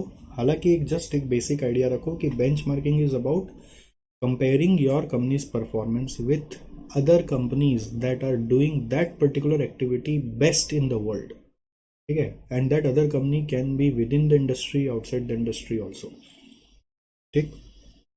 सो this is types of benchmarking. Types of benchmarking भी खाली आप देख लोगे तो भी काम हो जाएगा। प्रोसेस बेंचमार्किंग है, फंक्शनल बेंचमार्किंग है, फंक्शंस को कंपेयर करें। परफॉर्मेंस बेंचमार्किंग में अपना परफॉर्मेंस मेजर्स को कंपेयर कर रहे हैं। स्ट्रेटजिक बेंचमार्किंग में लॉन्ग टर्म विजन को कंपेयर कर रहे हैं। प्रोडक्ट बेंचमार्किंग में प्रोडक्ट सामने वाला खरीद के उसका रिवर्स इंजीनियरिंग करके अपना प्रोडक्ट कैसे वैसा हो सकता है वो देख रहे हैं। कॉम्पिटिटिव बेंचमार्किंग में कॉम्पिटिटर का प्रोडक्ट, प्रोसेस, बिजनेस रिजल्ट सब चीज़ कंपेयर करेंगे। कोलैबोरेटिव बेंचमार्किंग में उनके साथ मिल के दोनों एक दूसरे का बेंचमार्किंग करेंगे। ग्लोबल बेंचमार्किंग में ग्लोबल बेस्ट प्रैक्टिस को आइडेंटिफाई करेंगे। इंट्रा ग्रुप में विद इन द ग्रुप जो डिफरेंट कंपनीज है उसमें खोजेंगे। इंटरनल बेंचमार्किंग में विद इन द कंपनी जो इंटरनल डिविजन है उसमें करेंगे। इंटर ग्रुप में एक ग्रुप दूसरा ग्रुप से कंपेयर करेगा। एक्सटर्नल बेंचमार्किंग में आउटसाइड अपने जो भी हो सकता है बाहर के कंपनीज या ग्रुप से कंपेयर करना। इंटर इंडस्ट्री में दूसरा इंडस्ट्री से कंपेयर करेंगे। बस अब और इसमें हम नहीं जा रहे, इस पे हम लोग और अभी बात भी नहीं कर रहे, ठीक है। तो आप इसको अगेन साइड में डाल दीजिए, अभी उस पर उतना स्ट्रेस मत दीजिए। नेक्स्ट आ जाइए आप पिरामिड में। नेक्स्ट पिरामिड में आ जाओ, पिरामिड बनाना सीख जाओ। ये क्रॉस एंड लिंच ने बनाया था। क्रॉस एंड लिंच ने एक्सटर्नल इफेक्टिवनेस और इंटरनल एफिशिएंसी को दोनों को बैलेंस करने के लिए बनाया था। इसमें एक सबसे ऊपर में होता है कॉर्पोरेट विजन, इसको लेवल 1 मेजर बोलते हैं। कॉर्पोरेट विजन आपको अपना सोचना पड़ता है। सेकंड होता है लेवल 2 में मार्केट और फाइनेंशियल, मार्केट ग्रोथ और फाइनेंशियल को बेटर कैसे करें। लेवल 3 होता है इसमें कस्टमर सेटिस्फैक्शन, फ्लेक्सिबिलिटी और प्रोडक्टिविटी को कैसे बढ़ाएं। और लेवल 4 होता है क्वालिटी, डिलीवरी, साइकिल टाइम और वेस्ट। लेफ्ट साइड में एक्सटर्नल इफेक्टिवनेस है, राइट साइड में इंटरनल एफिशिएंसी है। Internal efficiency is financial thing and external effectiveness is non financial thing.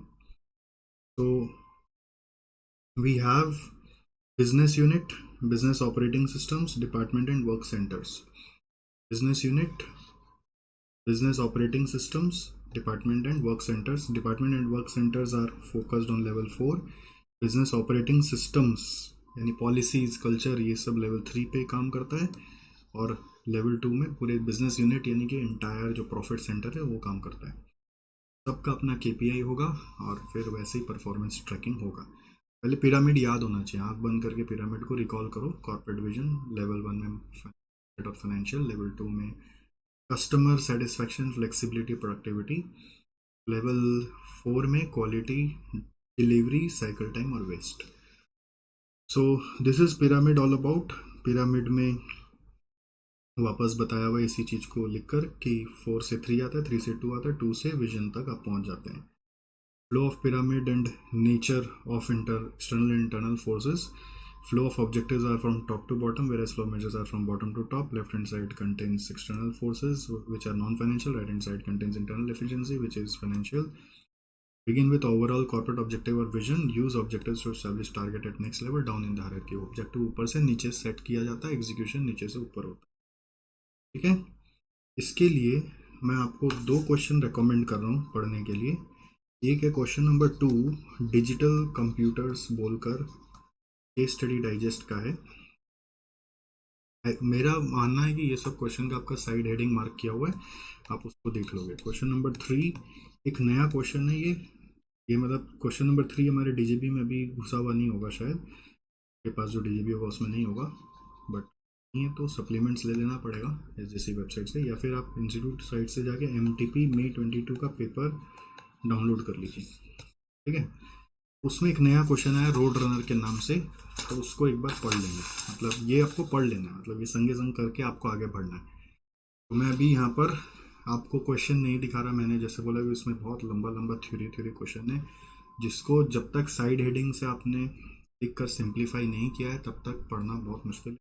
एकदम फ्रेश में ये वाला क्वेश्चन होगा, क्योंकि आपने शायद May 22 का MTP अभी तक नहीं देखा। अगर देखा हुआ है तो उसका भी साइड हेडिंग बनाया हुआ, तो आप सही में बहुत अच्छा नंबर स्कोर करने वाले। नहीं है तो अभी कर लो ना, एक बार पढ़ के उसका साइड हेडिंग थोड़ा थोड़ा बना लो, एक क्वेश्चन का तो करना है। नॉर्मली मेरा रिकमेंडेशन रहता है कि एक चैप्टर से कम यार एक क्वेश्चन प्रैक्टिकल करना चाहिए, और अगर वो पूरा थ्योरी चैप्टर है तो कोई हो सके तो थ्योरी को रिटर्न प्रैक्टिस नहीं करना है, बट वो थ्योरी को आप एक बार देख सकते हैं बस थोड़ा सा और की पॉइंट्स के हिसाब से, मतलब अच्छे से देख सकते हैं। मेरे किसी एक क्वेश्चन को थोड़ा डीप में जाके देख सकते हैं। नेक्स्ट प्रिज्म पे आ जाइए। प्रिज्म नहीं, building block model. Building block model में पहला चीज ध्यान रखेंगे सर्विस के लिए, दूसरा चीज ध्यान रखेंगे इसमें 3 ब्लॉक होते हैं। पहला ब्लॉक होता है स्टैंडर्ड, दूसरा ब्लॉक होता है रिवॉर्ड, तीसरा ब्लॉक होता है डायमेंशन। ठीक है, तो पहला ब्लॉक है स्टैंडर्ड। स्टैंडर्ड के अंदर 3 एट्रीब्यूट्स हैं। पहला एट्रीब्यूट है इक्विटी होना चाहिए, मतलब इक्वली चैलेंजिंग फॉर ऑल। फिर ओनरशिप, ओनरशिप मतलब ऐसा स्टैंडर्ड सेट करो जो सामने वाले को एक्सेप्टेबल हो, जबरदस्ती ना लगे। और तीसरा स्टैंडर्ड अचीवेबल होना चाहिए जो रियलिस्टिक होगा। फिर रिवॉर्ड, रिवॉर्ड में भी 3 पॉइंट आते हैं, 3 एट्रीब्यूट आते हैं। पहला एट्रीब्यूट आता है मोटिवेटिंग होना चाहिए, इंसेंटिव मिलना चाहिए, क्लियरली कम्युनिकेटेड होना चाहिए, और कंट्रोलेबिलिटी होनी चाहिए, मतलब जो ऐसे इंसिडेंट हुए जो मेरे कंट्रोल में थे उसका रिवॉर्ड मुझे जरूर मिलना चाहिए।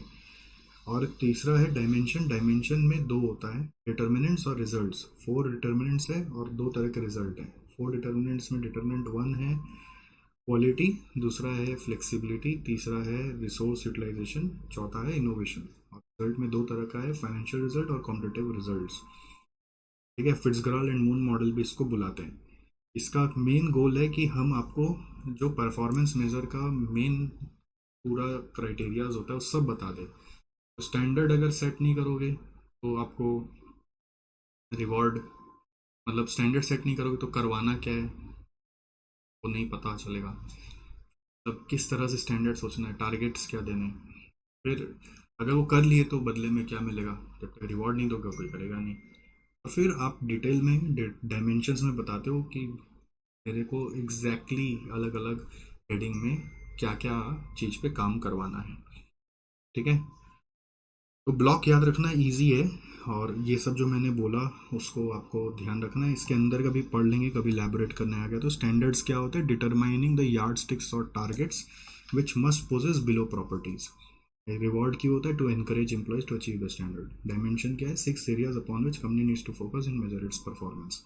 हर एक का केपीआईज है, इसको थोड़ा ध्यान दोगे। क्वालिटी पे कुछ कुछ केपीआईज है जो आपके हर सम में यूज हो जाते हैं। कभी कभी क्वेश्चन आता है जो आपको बता देता है कि ये सारा केपीआईज आप बताओ इसको कैसे क्लासीफाई करें, तो इसलिए ये केपीआईज मैंने लिखा हुआ है। क्वालिटी मतलब reliability, responsiveness, error rating, percentage of repeat customers. Flexibility मतलब 3 तरह की फ्लेक्सिबिलिटी होती है, वॉल्यूम ज़्यादा बना सकते हैं कम बना सकते हैं कि नहीं, स्पीड ज़्यादा बढ़ा सकते हैं कि कम कर सकते हैं कि नहीं, स्पेसिफिकेशन कस्टमर जैसा चाहे वो बना सकते हैं कि नहीं, तो उसके हिसाब से time to cater to changes, technical areas handle per employee, time per job, number of visits for specific assignment, innovation में नया चीज़, रिसोर्स यूटिलाइजेशन में, ये सब KPIs है।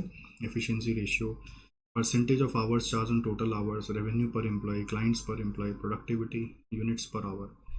If standards and rewards are set appropriately, the dimension of the organization are achieved easily. तो standard और reward सब connected है।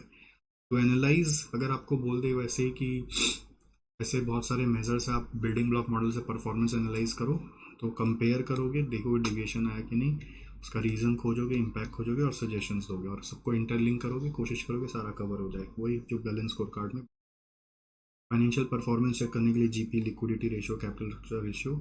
कॉम्पिटिटिव परफॉर्मेंस चेक करने के लिए customer retention, market share, sales growth, percentage of conversion on total hits on website, converting inquiries into revenue. ये सब क्या है ना, कुछ केस स्टडीज में दिए हुए थे, तो मैंने यहाँ पे पॉइंट तो याद रख सकें, इट विल हेल्प यू।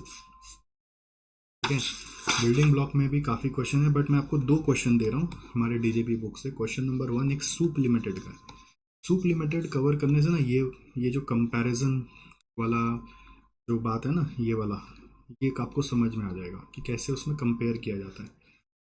ये रूप और सेंटर बोलकर ऐसा दिया हुआ है, और इसमें MTP अक्टूबर 20 का रेफरेंस है, आप वहाँ से भी रेफर करके देख सकते हैं।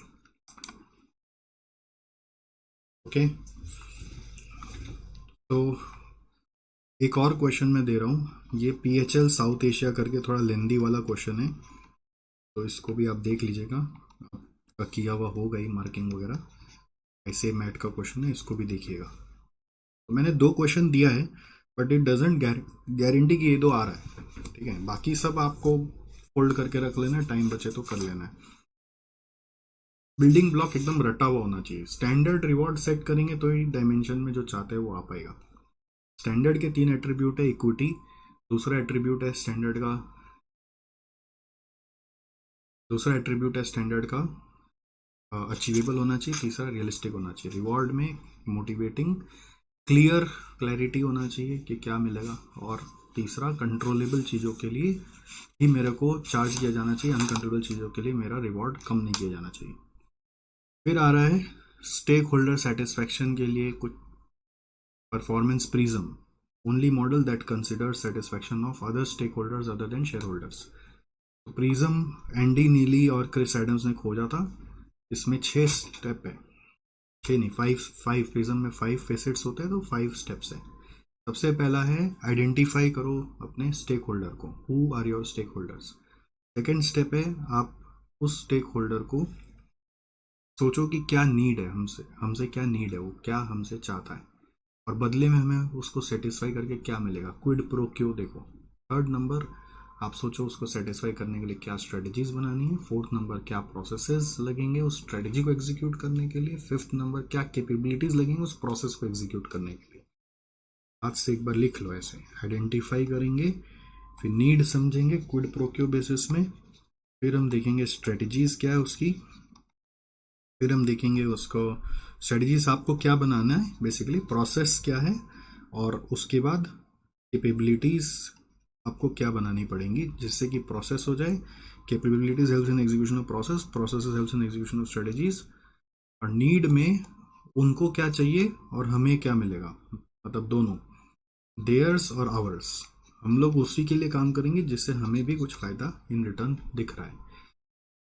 तो आइडेंटिफाई करने के लिए अगर इलेबोरेट करना है तो मेंडेलोज मैट्रिक्स आप यूज़ कर सकते हैं। ये टेबल आपके लिए एकदम ब्रह्मास्त्र है, इसका सारा बात आपको याद रहना चाहिए। अगर आंसर इलेबोरेट करने बोला तो इसको यूज़ करेंगे। तो इसमें सबसे पहला है, जैसे स्टेक होल्डर आइडेंटिफिकेशन में आइडेंटिफाई करो रिलेटिव इंपॉर्टेंस ऑफ ईच, देखो किसका पावर इंटरेस्ट हाई है, किसको सेटिस्फाई रखना है, उनका requirements of each stake holder group, and what must be done to ensure stake holder satisfaction. उसका KPIs आप देखो, जैसे employee turnover ratio, average employment duration, number of strikes. अगर आप एम्प्लॉय को सेटिस्फाई करने का सोच रहे हो तो this is basically current performance. Stake holder contribution, मतलब वो हमें क्या देगा बदले में, क्विड प्रो क्यो बोलते हैं इसको। एंड उसमें एफिशिएंसी ऑफ एम्प्लॉयज़, हम क्या चाहते हैं, डिजायर्ड परफॉर्मेंस हम क्या चाहते हैं, प्रोडक्टिविटी हम क्या चाहते हैं, Strategies मतलब to ensure that both the stakeholders and the organization need and requirements are satisfied. फिर strategy खाली बनाने से नहीं होगा, you have to communicate to them that we have already started working on this, implement that, and evaluate continuously whether it is working or not. Example can be working condition, remuneration, grievance redressal, hiring process, and you have to have KPIs for that, to number of employees leaving or efficiency after the strategy. So this is to check the performance whether actual has been modified to desired level or not. Then processes and सब processes आपको एक आदमी का head बनाकर डालना है to support the strategy and must be continuously evaluated. अब ये सब वर्ड आपका मिसिंग होगा ना, आपको मार्क्स नहीं मिलना. आप खाली हेडिंग याद करो तो प्रॉब्लम क्या है, आप इलेबोरेट करना जानते ही नहीं हो. इसलिए आपको अंदर का भी याद रखना है. ठीक है. तो number of new processes created, number of days required to execute a process. New processes created, days required to execute a process. तो प्रोसेस रिलेटेड केपीआई आपको खोजना है. Example could be recruitment process. Porter's value chain को use करके identify करो कि कहाँ पे प्रोसेस बनाने का ज़रूरत है, कैसा प्रोसेस चल रहा है, उसको इवेल्युएट भी आप कर सकते हो. कैपेबिलिटीज़ में the resources, the practices, the technology, infrastructure required to execute the process. ये प्रोसेस में काम आता है. तो उस रिसोर्स कैपेबिलिटीज़ में हमेशा कॉस्ट लगता है, रिक्वायर्स कॉस्ट. और फिर people, cost per employee of new initiative, number of men to be engage in a process. ये सब कैपेबिलिटीज़ है. ठीक है. Capabilities is resources. तो ये आपको केपीआई थोड़ा सा याद रखना है, इलेबोरेट करना आना चाहिए. कैपेबिलिटी में मैं ये सब वर्ड्स लिखूंगा. प्रोसेसेस में सब process, manager, continuously evaluate. Strategy में कम्युनिकेट, इम्प्लीमेंट, रिव्यू कंटिन्यूसली, सब वर्ड्स लिखना आना चाहिए. Balance score card versus performance prism. जो क्वेश्चन आता है कई बार ऐसा है कि उसके यहाँ बैलेंस स्कोर कार्ड चल रहा था तो अब क्या करें. तो बैलेंस स्कोर कार्ड का पहले क्रिटिसिज्म लिखते हुए फिर प्रिज्म में जाना है. तो balance score card share holder focused है, वो स्टेक होल्डर फोकस्ड है. ये स्ट्रेटजी को कांस्टेंट रखता है, स्ट्रेटजी चेंज कर सकता है. ये टू मेनी मेजर्स को देखता है, ये खाली उसी लिमिटेड चीज़ को देखता है जिससे आपका स्टेक होल्डर सेटिस्फाई हो जाए. ठीक है. ये बोलता है दो बदले में लेने की कामना मत करो. ये बोलता है पहले ये खोजो बदले में क्या मिलेगा. ये याद रखना इजी है, अगर आपने पढ़ा हुआ है तो इजी है. इसके लिए एक ही क्वेश्चन मैं रेकमेंड अभी कर रहा हूँ आपको. क्वेश्चन नंबर 1 है गैलेक्सी लिमिटेड का, पुराना क्वेश्चन है. अगर आप उसको देखोगे तो जितना चीज़ मैंने बताया सब कुछ कवर हो जाएगा. ठीक है. प्रिज्म से सब कुछ कवर हो जा रहा है. ठीक है ना. चलो आगे बढ़ते हैं.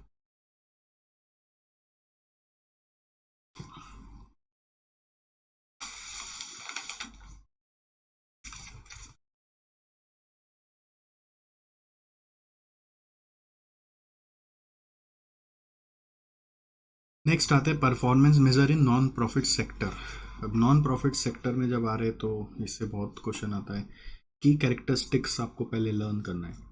Perform non profit activities, needs funds, इनको भी फंड चाहिए फ्रॉम मेंबर्स और external contributors. Wealth creation is not the objective, और इस सरप्लस को डिस्ट्रीब्यूट नहीं कर सकता कभी भी अपने स्टेक होल्डर्स में. ठीक है. फिर की challenges for measuring performance in not for profit organisation. What are the key challenges? Challenges है कि difficulty in quantifying the cost and benefits. Second है performance and commitment of state और गवर्नमेंट ऑफ स्टेट कैसा है, क्योंकि उनका commitment रहने से आपका वो पर्टिकुलर एक्टिविटी बूम कर जाता है. मल्टीपल ऑब्जेक्टिव्स होते हैं इनके. तो दूसरा बात है next, measuring the utility of funds. तो सबका सॉल्यूशन भी चाहिए, वे आउट. तो difficulty in quantifying the cost and benefits के लिए आपको देखना चाहिए कि अपॉर्चुनिटी वैल्यू एंड कॉस्ट के हिसाब से कि कॉस्ट हमारा जो लग रहा है उसके अगेंस्ट में बेनिफिट क्या आ रहा है. फिर गवर्नमेंट को लेकर बात हो रहा है तो वो हमारे कंट्रोल में नहीं है. बस हम लोग अपना फ्लेक्सिबल परफॉर्मेंस मैट्रिक्स बना सकते हैं जिसमें गवर्नमेंट का जिस तरह से पॉलिसी चेंज हुआ उसके हिसाब से हम लोग भी अपने आप को अडॉप्ट कर. मल्टीपल ऑब्जेक्टिव्स है तो उसका प्रायोरिटाइजेशन करना चाहिए based upon utility and urgency. And utility of funds, measuring the utility of funds का बात हो रहा है तो यूज 3E फ्रेमवर्क, जिसको अपने आगे पढ़ने वाले. इसका दूसरा नाम है वैल्यू फॉर मनी फ्रेमवर्क, इसलिए VFM फ्रेमवर्क लिखा हुआ है. तो एक बार फिर से देखो की characteristics of non profit sectors क्या है. Perform non profit activities number 1. दूसरा नंबर है नीड्स फंड फ्रॉम मेंबर्स और एक्सटर्नल कॉन्ट्रीब्यूटर्स. नंबर 3 है wealth creation for share holder is not the objective. Number 4 है can not distribute the surplus among the stake holders.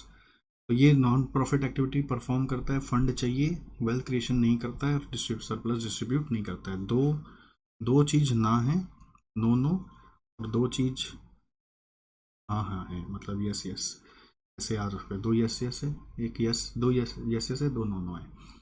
तो perform करता है, और दूसरा फंड यूज करता रिक्वायर्ड है, और वेल्थ नहीं बांटता है, सरप्लस नहीं बांटता, वेल्थ क्रिएट नहीं करता, सरप्लस नहीं बांटता। चैलेंजेस क्या है? Difficulty in quantifying the cost and benefit, तो उसका वे आउट क्या है? ये आपको ट्रेड ऑफ करके दिखना पड़ेगा। गवर्नमेंट रिलेटेड है तो फिर वो हमारे कंट्रोल में नहीं है, बट आप फ्लेक्सिबल रह सकते हो। मल्टीपल ऑब्जेक्टिव्स है तो प्रायोरिटाइज कर लो। यूटिलिटी ऑफ फंड्स मेजर करने के लिए 3 फ्रेमवर्क में चल जाओ। Value for money framework is 3 framework, E for economy, E for effectiveness, E for efficiency, E for effectiveness. हमेशा इफेक्टिवनेस को लास्ट में लिखोगे, ठीक है। इकोनॉमी मतलब सबसे सस्ता but without compromising quality.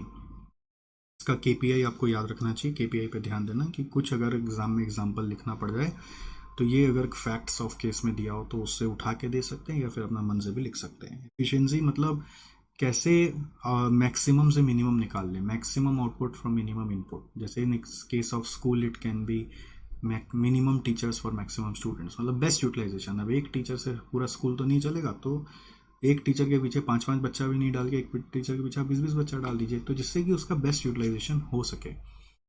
Okay, next है इफेक्टिवनेस, मतलब अल्टीमेट जो ऑब्जेक्टिव से आप नॉन प्रॉफिट एक्टिविटी कर रहे हो वो ऑब्जेक्टिव अचीव हुआ कि नहीं हुआ। तो that is measured using satisfaction rate, this is measured using input output ratio, ठीक है। So can be achieve through, जैसे इकोनॉमी अचीव करना है, अलग से खाली इकोनॉमी अचीव करने का गाइडलाइन बताया जाए तो बोले कॉस्ट कटिंग करो। एफिशिएंसी अचीव करना है तो उसका तरीका क्या है? जैसे टेंडर्स निकालो, बिजनेस प्रोसेस इंप्रूवमेंट्स करो, शेयर्ड सर्विसेज रखो, एफिशिएंट एसेट मैनेजमेंट करो। और इफेक्टिवनेस अचीव करना है तो क्या करना है? Through friendly staff, safety standards, meeting the requirements of beneficiaries, ये सब तरीका है टू अचीव इंडिविजुअली। तो इसमें तीनों को कनेक्ट करके बनाने का मतलब ये कि इकोनॉमी से एफिशिएंसी कनेक्टेड है और एफिशिएंसी से इफेक्टिवनेस कनेक्टेड है, all threes are interlinked. Exam में कई बार ऐसा वो ताजमहल और सिल्वर सैंड वाला क्वेश्चन में याद करना, ये आया हुआ है। तो ये जो आया हुआ है इसको लेकर आपको पूरा याद करना पड़ता है, पॉइंट्स उसमें क्या क्या लिखना है। कि इकोनॉमी मतलब फाइनेंशियल एस्पेक्ट, बाइफर्केशन, अगर उसको एलैबोरेट करना है तो आप लिख ही नहीं पाएंगे, आप खाली उतना सा जानते हैं। तो बाइफर्केट करना है, फिर एक्सपेंसेस को, फिर अप्रूवल ऑफ एक्सपेंसेस आपको चाहिए। अगर उसका अप्रूवल नहीं है तो इकोनॉमी अचीव नहीं माना जाएगा। एक्चुअल विथ बजट आप कंपेयर करोगे, फिर चेक करोगे क्वालिटी भी, ऐसा नहीं कि क्वालिटी को इग्नोर करोगे। Economy is achieved if the organization is with in the budget as well as have maintain quality, but if actual is greater than budget then compare it with similar activities, if still higher conclude non economical and inefficient. ठीक है, अगर marginally higher है तो you can still conclude that it is economical. तो जरूरी नहीं है ना कि थोड़ा सा हाई होते ही बस नॉन इकोनॉमिकल होता है, ऐसा मानना मार्जिनली हायर है तो भी आप ये मान लेना कि स्टिल इकोनॉमिकल है। तो ये पॉइंट्स रटना पड़ेगा आपको, और कोई उपाय नहीं है, तो इलेबोरेट नहीं कर पाओगे अगर आ गया तो। फाइनेंशियल एस्पेक्ट्स, फिर बाइफर्केशन ऑफ एक्सपेंसेस करना है, categories, comparison over period, approval लेना है, एक्चुअल बजट को कंपेयर करना है, क्वालिटी ऑफ रिसोर्सेज आपको चेक करना है। To conclude the economy is achieved if the organization is with in the budget as well as have maintained quality. If actual is greater than budget compare with similar activities, if still it's higher conclude non economical and efficient. Efficiency में log records आपको check करने पड़ेंगे अपने KPIs के, जो आप अपने non financial objectives के लिए बना रखे हो, यानी कि hours of teachers, hours of cleaning, जिसके ऊपर भी आप एनालिसिस कर रहे हो। एक एग्जांपल के लिए दिया हुआ है। कॉस्ट ड्राइवर वॉल्यूम आपको पता करना पड़ेगा, जैसे कि कितना किलोमीटर्स ऑफ रोड क्लीन किया जिसका हमारा कॉस्ट लगता है। डिसप्रोपोर्शनेट यूज ऑफ रिसोर्सेज, वैसे कॉस्ट ड्राइवर वॉल्यूम में लॉग रिकॉर्ड्स भी आ सकता है, log records can also be served as cost driver. Disproportionate use of resource कहीं हो रहा है तो compare with past trend, investigate the deviation. फिर अगर मार्जिनली हायर है तो ठीक है, अगर डिविएशन ज़्यादा है तो कंक्लूड इन एफिशिएंट। फिर check whether quality has been achieved, उसमें भी फ्रीक्वेंसी चेक करना है। If lesser proportion has been use without compromising the quality then organization is efficient. But अगर ऐसा बोलते हैं कि higher proportion has been used but quality has been achieved, then higher proportion has been used but quality has been achieved, then तो आएंगे हम लोग उस चीज पे, नीचे बात करेंगे। इफेक्टिवनेस के लिए guidelines for framing the organization has to be checked, objective mission to be checked, KPIs होना चाहिए, उसका भी feedback, ratings, complaints, surprise visits करना चाहिए। ठीक है, नाउ ओवरऑल असेसमेंट के ऊपर मेन क्वेश्चंस आते हैं। तो उसमें आपको ये पूरा चार्ट याद रखना है। Ask whether objective has been achieved और नॉट। तो मेन ऑब्जेक्टिव इज इफेक्टिवनेस। ठीक है, तो आंसर बोलेंगे नो, तो नो मतलब सारा ही खेल गड़बड़ा गया, खत्म हो गया। अगर आप बोलेंगे यस, तो फिर हम बोलेंगे are we with in the budget, यानी इकोनॉमी चेक करेंगे। तो आप बोलेंगे या तो यस, यस बोलेंगे तो फिर हम देखेंगे कि भैया आप तो बेस्ट है भाई, इफेक्टिवनेस भी आ गया, इकोनॉमी भी आ गया, तो कंक्लूड सक्सेस। एफिशिएंसी चेक करने का दरकार नहीं है, एफिशिएंसी इम्प्लाइड है, इफेक्टिवनेस और इकोनॉमी चेक कर रहे हैं। If we are with in the budget then it's is okay, but if effectiveness had been achieved but actual cost is greater than the budget cost, then we conclude success, provided that all the expenses are justified and resources have been optimally used, but we also seek further improvements. ठीक है,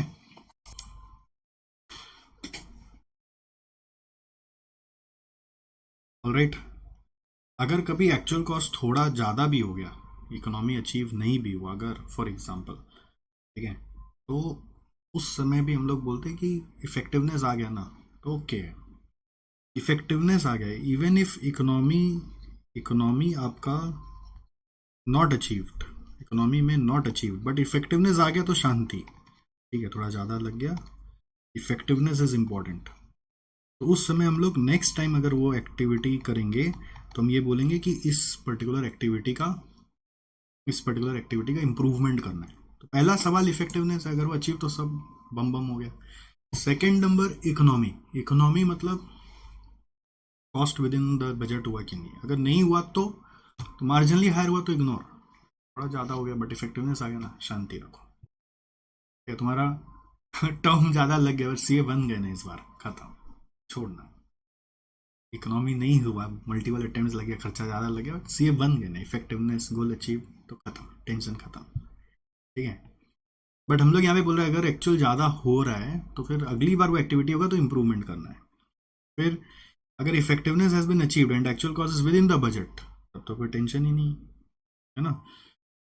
actual is with in the budget, तब तो पूरा इस खत्म, खेला खत्म, yes for both 1 and 2 success. और इफ इफेक्टिवनेस ही नहीं आया तो इकोनॉमी लाके क्या कर लिया। ठीक है, no for question 1, yes for question 2, यानी कि if effectiveness has not been achieved and the difference from target is marginal, then conclude success provided expenses are justified and resources have been put to best use. If effectiveness has not been achieved,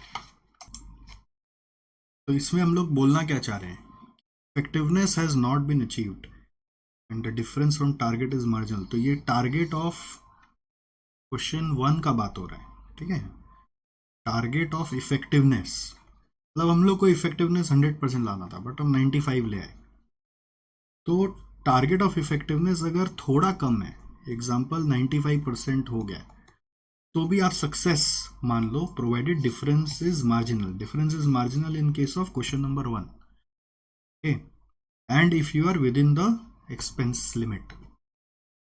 ठीक है, और एक है if effectiveness has not been achieved and difference is huge, मतलब आपका 60% ही हुआ, तब tension है, तब आप बोलेंगे इनइफेक्टिव है, तो फेल हो गए आप, आपको ऑल्टरनेटिव कोर्स ऑफ एक्शन खोजना पड़ेगा। एक बार इसको क्विक रिव्यू करते हैं, ठीक है, पूरा, क्योंकि ये बहुत इंपॉर्टेंट है। Economy, efficiency and effectiveness. Economy मतलब हो गया सस्ता विदाउट कॉम्प्रोमाइजिंग क्वालिटी, केपीआई होना चाहिए उसका, average cost per unit. Efficiency हो गया maximum output from minimum input and can be achieved through tenders, share, business process reengineering, shared cost. Effectiveness हो गया ओवरऑल सेटिस्फैक्शन और overall beneficiary requirement has been achieved or not, can be achieved through friendly staff safety standards and meeting the requirement of beneficiaries. All three these are interlinked.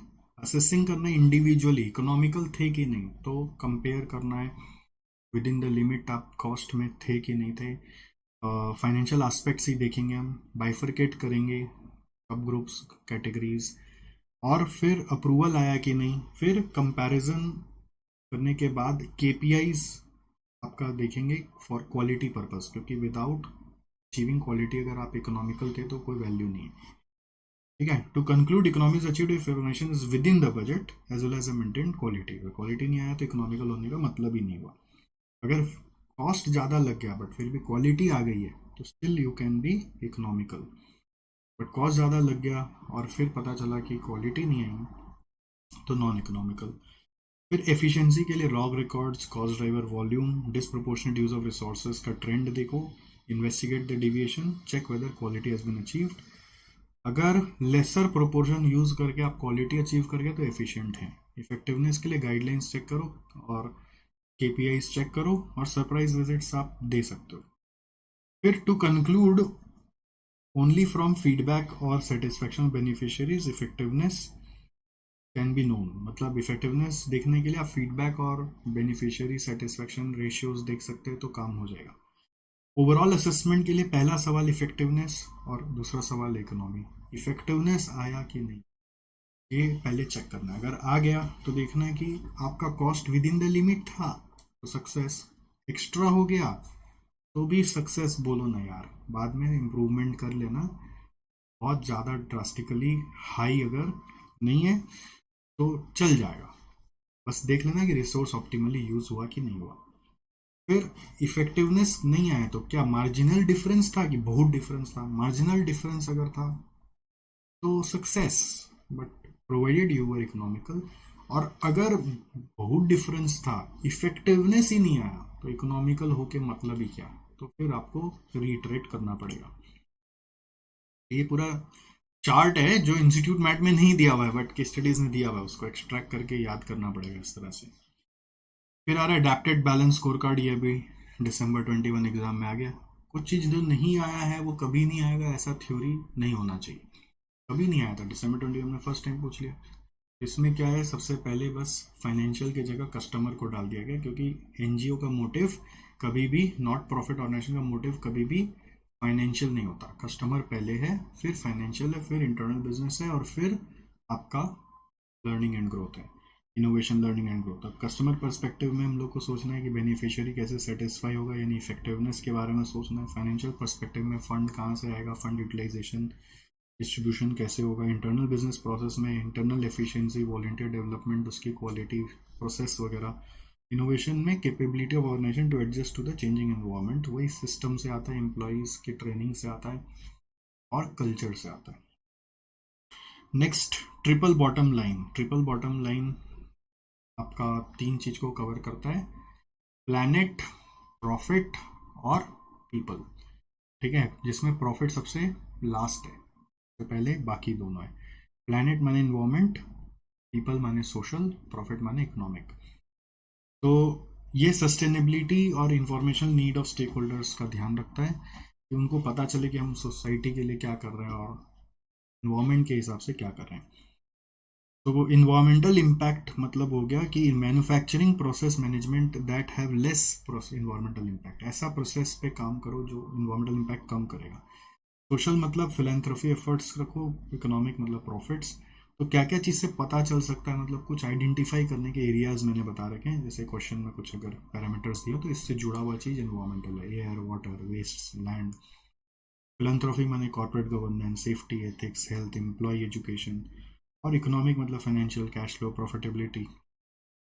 Environment पे देखने का advantage क्या, operational efficiency भी आता है, वो environmental management accounting में पढ़ाया था ना। कॉस्ट कम हो जाएगा आपका, प्रॉफिट बढ़ जाएगा बेसिकली।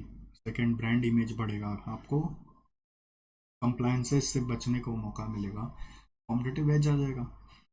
फिर सोशल पे जाने फोकस करने का फायदा क्या है, strong bonding with stake holders, public पे ट्रस्ट आप क्रिएट कर पाओगे। Some organizations have separate business responsibility reporting system and they apply the standard of sustainability reporting. इसके ऊपर standards लिखे गए हैं, pronounced by Global Reporting Initiative। एक organization है जो कैसे इस particular framework में reporting करना है उसके बारे में बताता है, which is an independent internal organization that provides framework to report those impacts. तो ये बात कोई केस स्टडी को इलैबोरेट करने में लिखा जा सकता है कि आपको फड़का मारना है ट्रिपल बॉटम लाइन के बारे में, तो आप उसको इलैबोरेट करने के लिए लिख सकते हैं।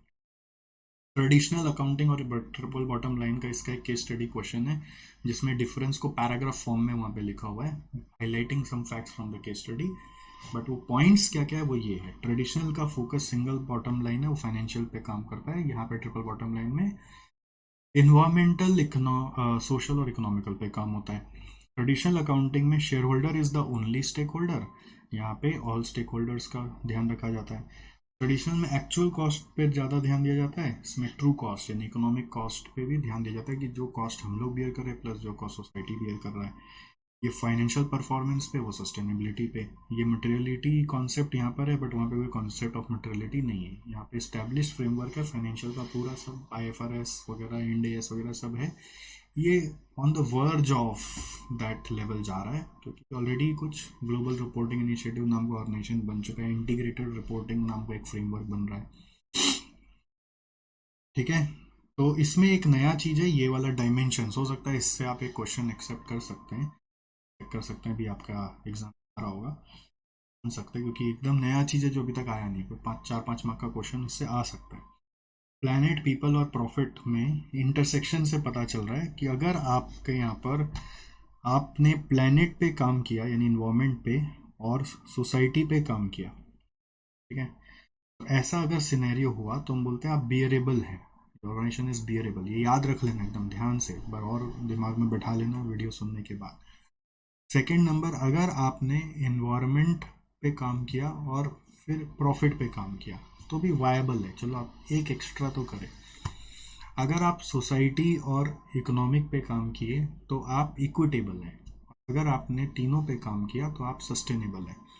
सबका एक एग्जाम्पल है, जैसे अगर मैंने प्लास्टिक्स और क्रैकर्स के ऊपर काम किया तो बैन कर दिया, इन्वायरमेंट पे सोचा और बस अपना प्रॉफिट सोचा, तो मैं कौन सा सिचुएशन हूँ, इक्विटेबल।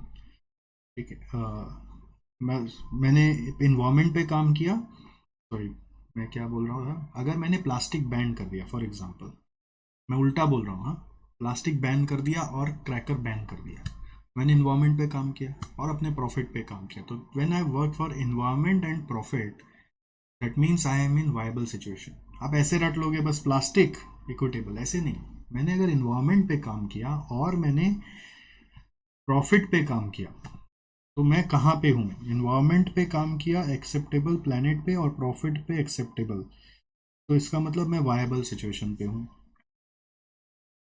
ठीक है, अब अगर मान लीजिए मैंने टोबैको पे काम किया, तो मैं टोबैको का बिजनेस करता हूँ, टोबैको का बिजनेस करता हूँ तो टोबैको तो पौधा ही एक तरह से, तो इन्वायरमेंट के हिसाब से किया, बट मतलब इन्वायरमेंट के हिसाब से ठीक है, प्रॉफिट भी आएगा उससे, ठीक है, बट सोसाइटी को एक्सेप्टेबल नहीं है, सोसाइटी को एक्सेप्टेबल नहीं है, इसलिए वो क्या स्ट्रेटेजी में सबसेट में जाएगा उसको बोलेंगे हम लोग वो वायबल है। चलो ठीक है, चल रहा है ना, सोसाइटी को एक्सेप्टेबल नहीं, मतलब सोसाइटी के लिए नुकसानदायक है। ऐसे ही प्लास्टिक को मैं यूज़ करता हूँ, क्रैकर्स का बिजनेस करता हूँ, प्लास्टिक का प्रोडक्शन का बिजनेस करता हूँ, तो वो सोसाइटी के लिए तो अच्छा है, प्रॉफिट भी है, बट एनवायरमेंट के लिए वो अच्छा नहीं है, तो वो किस सिचुएशन पे, इक्विटेबल सिचुएशन पे। अब अगर आप प्रॉफिट कमा ही नहीं रहे, सोसाइटी का अच्छा कर रहे हैं, एनवायरमेंट का अच्छा कर रहे हैं, तो क्लियरेबल सिचुएशन पे है। और अगर आप तीनों पे काम करें तो आप सस्टेनेबल सिचुएशन पे है। तो 3-4 बार दोहराना पड़ेगा कि ऐसा क्या काम करे जो किसको एक्सेप्टेबल है किसको नॉन एक्सेप्टेबल है, इसको आप डायमेंशंस और सेट्स ऑफ ट्रिवियल बोलकर पढ़ सकते हैं। तो इसमें भी मैं आपको कुछ क्वेश्चंस दे रहा हूँ जो आप एक बार बैठ के अभी रिकॉल कर लीजिए, इट विल हेल्प यू। एक आपका की चैलेंजेस को लेकर क्वेश्चन है, ठीक है,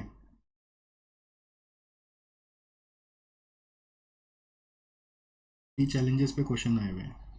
एक हमारा क्वेश्चन 4 है, वेस्ट कोस्ट कम्युनिटी बोलकर, इस क्वेश्चन को आप पूरा देखेंगे, MTP May 18 का क्वेश्चन है। दूसरा क्वेश्चन नंबर 6 है, केयर गिवर बोलकर, ये हमारा ट्रिपल बॉटम लाइन फ्रेमवर्क का क्वेश्चन है, ICI मैट में मिल जाएगा, इजी क्वेश्चन है। एक क्वेश्चन 11 है, कैंसर रिसर्च बोलकर, ये आपका वैल्यू फॉर मनी फ्रेमवर्क का एमटीपी अप्रैल 21 में आया था। ये 3 क्वेश्चन मुझे लगता है एक बार आप देख लेंगे ना तो हो गया। बाकी जो एक सिल्वर सैंड वाला क्वेश्चन है, ताजमहल वाला क्वेश्चन है, वो तो आपका ये नोट्स से कवर हो ही जा रहा है ना, तो वो नोट्स में भी यही चीज़ पढ़ोगे, यहाँ पे पढ़ लियो तो काम हो गया। तो ये एक्स्ट्रा है जो आपको एक बार देखने से क्लैरिटी और अच्छा आ जाएगा। ठीक है, so I think this is over. इसमें मैंने आपके साथ ज़्यादा क्या चीज़ पे काम नहीं किया, क्वेश्चंस पे काम नहीं किया, क्योंकि क्वेश्चन इसके बहुत लेंदी है, you already know. Side notes proper लिखा होगा तो ये देखा जा सकता है। इसमें ज़्यादा आप जो मॉडल्स हैं उसका डिटेल्स, उसको एलैबोरेट कैसे करना उस पर ध्यान दीजिए। और एग्ज़ाम में आया तो एक पर्टिकुलर तरीका एनालिसिस करने का कि हमको पहले कंपेयर करना है अपने बजट और एक्चुअल को, कॉम्पिटिटर से कंपेयर करना है। सेकंड नंबर मेरे को क्या करने का है कि रीज़न खोज, डिविएशन देखना है, फिर इम्पैक्ट खोजना है, फिर रीजंस खोजना है, फिर सजेशंस देना है और इंटरलिंक करना और सबको कवर करने का कोशिश करना है। ये फ्लो है जो मैं क्वेश्चंस बताया हूँ, आप उसी को बस ये ध्यान में रखते हुए जो मैं बताया उसको ध्यान में रखते हुए एक बार वो क्वेश्चन के ऊपर से नज़र निकाल लेंगे, साइड नोट्स को उसमें पढ़ लेंगे तो आपका कम हो जाएगा। ठीक है, एक स्ट्रेटेजी मैं आपको बता देता हूँ। नॉर्मली हम लोग चैप्टर वाइज ही पढ़ते हैं, बट अगर आप हो सके ना तो ये तो डे बिफोर एग्ज़ाम के लिए पूरा बन रहा है, तो आपका कुछ फेवरेट चैप्टर तो रहा होगा जो मैंने रिवीजन सिस्टम में आपको बताया भी था, तो वो फेवरेट चैप्टर्स को एक बार सुबह सुबह फिर देख के जाना। ऐसे टाइम अलॉट करना है अपना प्रिपरेशन को कि मैं वो फेवरेट चीज़ों को एक बार और देख के जाऊँ। Next day morning is for favourite things, day का last is for all the exceptional things, and rest of the day is whatever we are talking here. Whatever we are talking here is for the rest of the day. So this policy we will follow throughout. Okay, that's it. So this chapter is complete. I hope this has been useful to you. Okay, अब जो जो question बोला है उसको फटाफट देख लो। देखो ये परफॉर्मेंस मेजरमेंट वाला जो चैप्टर है आप पढ़ चुके हो, एक बार आप इसमें ना मेरे पास आ जाओ, एक बेसिक्स ऑफ परफॉर्मेंस मेजर में मैं चाह रहा हूँ इसमें ना एक सेल्फ नोट्स लिखो। इसके ऊपर एक क्वेश्चन आया एग्ज़ाम में, ठीक है, एग्ज़ाम में मतलब क्या एक पेपर में आया है जो आप अपने से लिखने नहीं पाओगे, इसलिए मैं चाह रहा हूँ उसको थोड़ा रट लो, याद रहेगा। कुछ KPIs हैं which you can use for retail sector. अगर कोई रिटेल सेक्टर का क्वेश्चन आ गया और जब आता है ना कई बार, बस एनालाइज करो परफॉर्मेंस, कुछ बोला नहीं कौन सा मॉडल लगाओ, कोई model is not mentioned, model no specific model कि ये वाला मॉडल से करो वो मॉडल से करो, ऐसा कुछ नहीं है। बस कुछ KPIs बताओ, तो KPIs अपने मन से जो बताएंगे उसमें नंबर तो मिलना नहीं, इसलिए इंस्टीट्यूट जो बोल रहा है उसको सीख लेने में क्या दिक्कत है। तो एक क्वेश्चन में आया हुआ है, तो रिटेल सेक्टर का क्वेश्चन है तो अब ये KPI चिपका देना। इसमें पहला जैसे एक KPI हो सकता है बास्केट साइज। बास्केट साइज मतलब जैसे कभी शॉपिंग मॉल में जाते हो ना, बास्केट लेके आप शॉपिंग कर दो, तो basically that tracks number of items sold पर बिल। कैसे निकालोगे? Number of items sold divided by number of bills, अगर एक पीरियड का हम लोग को निकालना है तो। सेकेंड नंबर है टिकट साइज मतलब कितना रुपया का शॉपिंग किया, इस टोटल सेल्स पर बिल या एवरेज सेल्स पर बिल। टिकट साइज क्या है? सेल्स पर बिल। तो कैसे निकालोगे? जितना टोटल सेल्स है divided by number of bills. ये फटाफट लिखो, आप फटाफट लिखो, ये रट के चले जाना एग्जाम में। और है बहुत ऑब्वियस, बट क्या है, करना नहीं आया तो एग्जाम में नहीं पता हो तो कन्वर्जन रेट मतलब ये होगा total number of bills divided by total number of customers in the store. देखना कभी ऐसा होता है गेट पे वो लोग वॉचमैन जो होते हैं ना, वो लोग ये काउंटर लेके खड़े रहते हैं, टक टक आप घुसते हैं काउंटर मार देते हैं। बेसिकली इससे हम क्या ट्रैक करना चाहते हैं, कितने लोग मॉल में घुस रहे हैं, उसको बोलते हैं footfall. Number of customers in the store को बोलते हैं क्या? फुटफॉल काउंट कर लिया, 50,000 आया आज का दिन में फॉर एग्जांपल, या एक पीरियड में 50,000 आया और कितना बिल कटा, उससे पता चल गया जितना जन है उसमें से सब कोई खरीद रहा है कि नहीं खरीद रहा है। एक आदमी का तो एक ही बिल जनरली देखा जाता है, तो एक आदमी का 2 बिल है तो 2 बार आया तो 2 बार फुटफॉल में भी काउंट होगा, 2 बार बिल में काउंट हो जाएगा। फोर्थ नंबर है एवरेज सेलिंग प्राइस, मतलब total sales, selling price per unit नहीं बोलकर आप बोल दीजिए total sales divided by number of items sold, number of items sold, sales per unit ही बोल दीजिए आप एक तरह से। Fifth number sales per square feet, that is समझ में आ गया होगा आपको, total sales divided by store size in square feet, store space in square feet.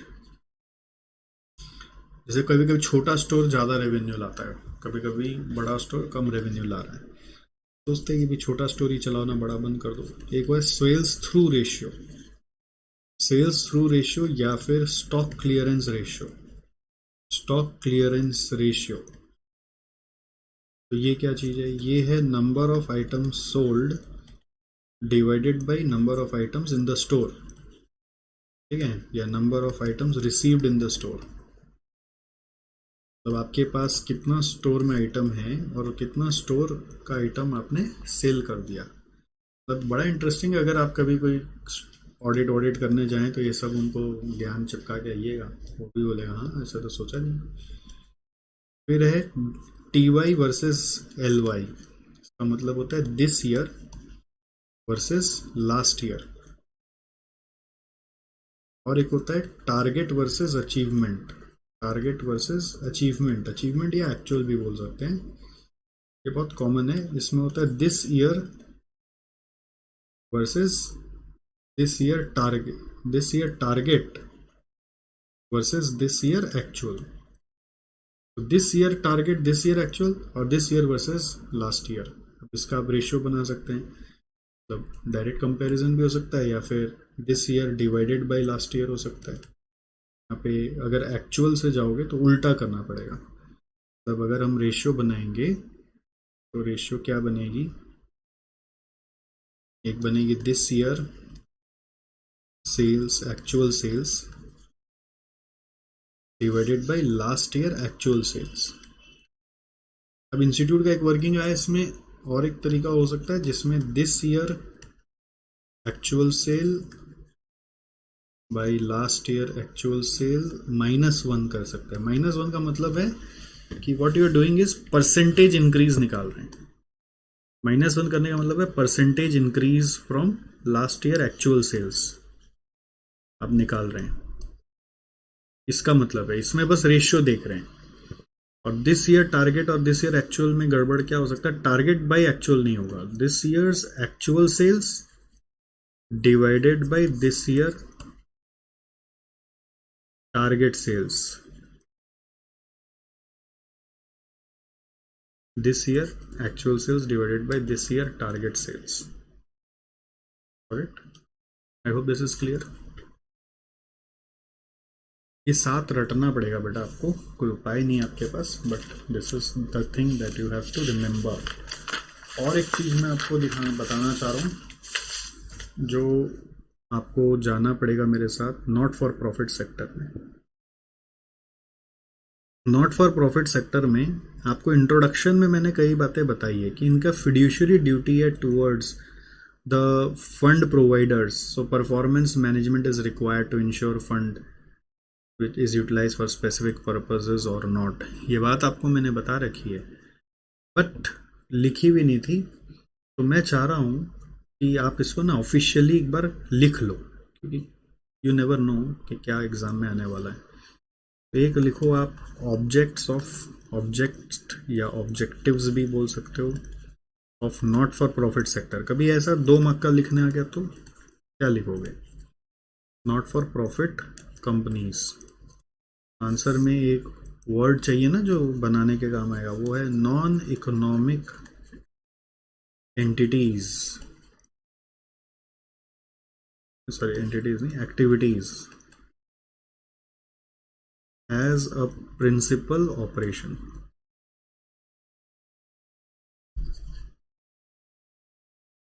Non-economic activities as a principal operation. Second number आप लिखिए नीड ऑफ परफॉर्मेंस मेजरमेंट जैसे एक सवाल उठता है कि अगर उनका प्रॉफिट का मोटो ही नहीं है तो नीड ऑफ परफॉर्मेंस मेजरमेंट क्या है इन नॉट फॉर प्रॉफिट, तो उसमें वो आंसर लिखोगे आप, जो फिड्यूशरी ड्यूटी वाला आपको बताया वो, तो आप ये लिखेंगे fiduciary duty towards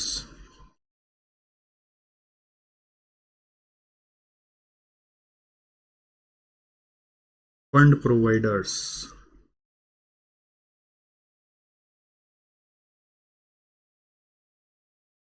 to provide assurance that the fund is applied for the stated purpose.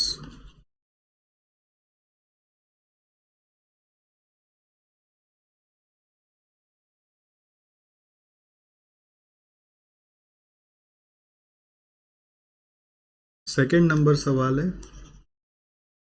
Link between resources spent and purpose attained and purposes attained. Link between sources resources spent and purposes attend, कितना हमने spend किया और कितना हमने उसके बदले में पाया, ये दो पॉइंट आपको आंसर में लिखना है। अब आपका क्या होता है ना एग्जाम में पॉइंट नहीं क्लिक करता है, हाँ चाहिए चाहिए चाहिए ना चैप्टर बनाए तो चाहिए, बट लिखेंगे क्या, तो लिखेंगे ये, ठीक है। सब इंट्रोडक्शन में बताया वर्ड संजोना पड़ता है ना दिमाग में, उसका काम को लिए ये क्वेश्चन आपको बना के दे दिया। Alright, I hope you found it relevant and have noted it well. Okay.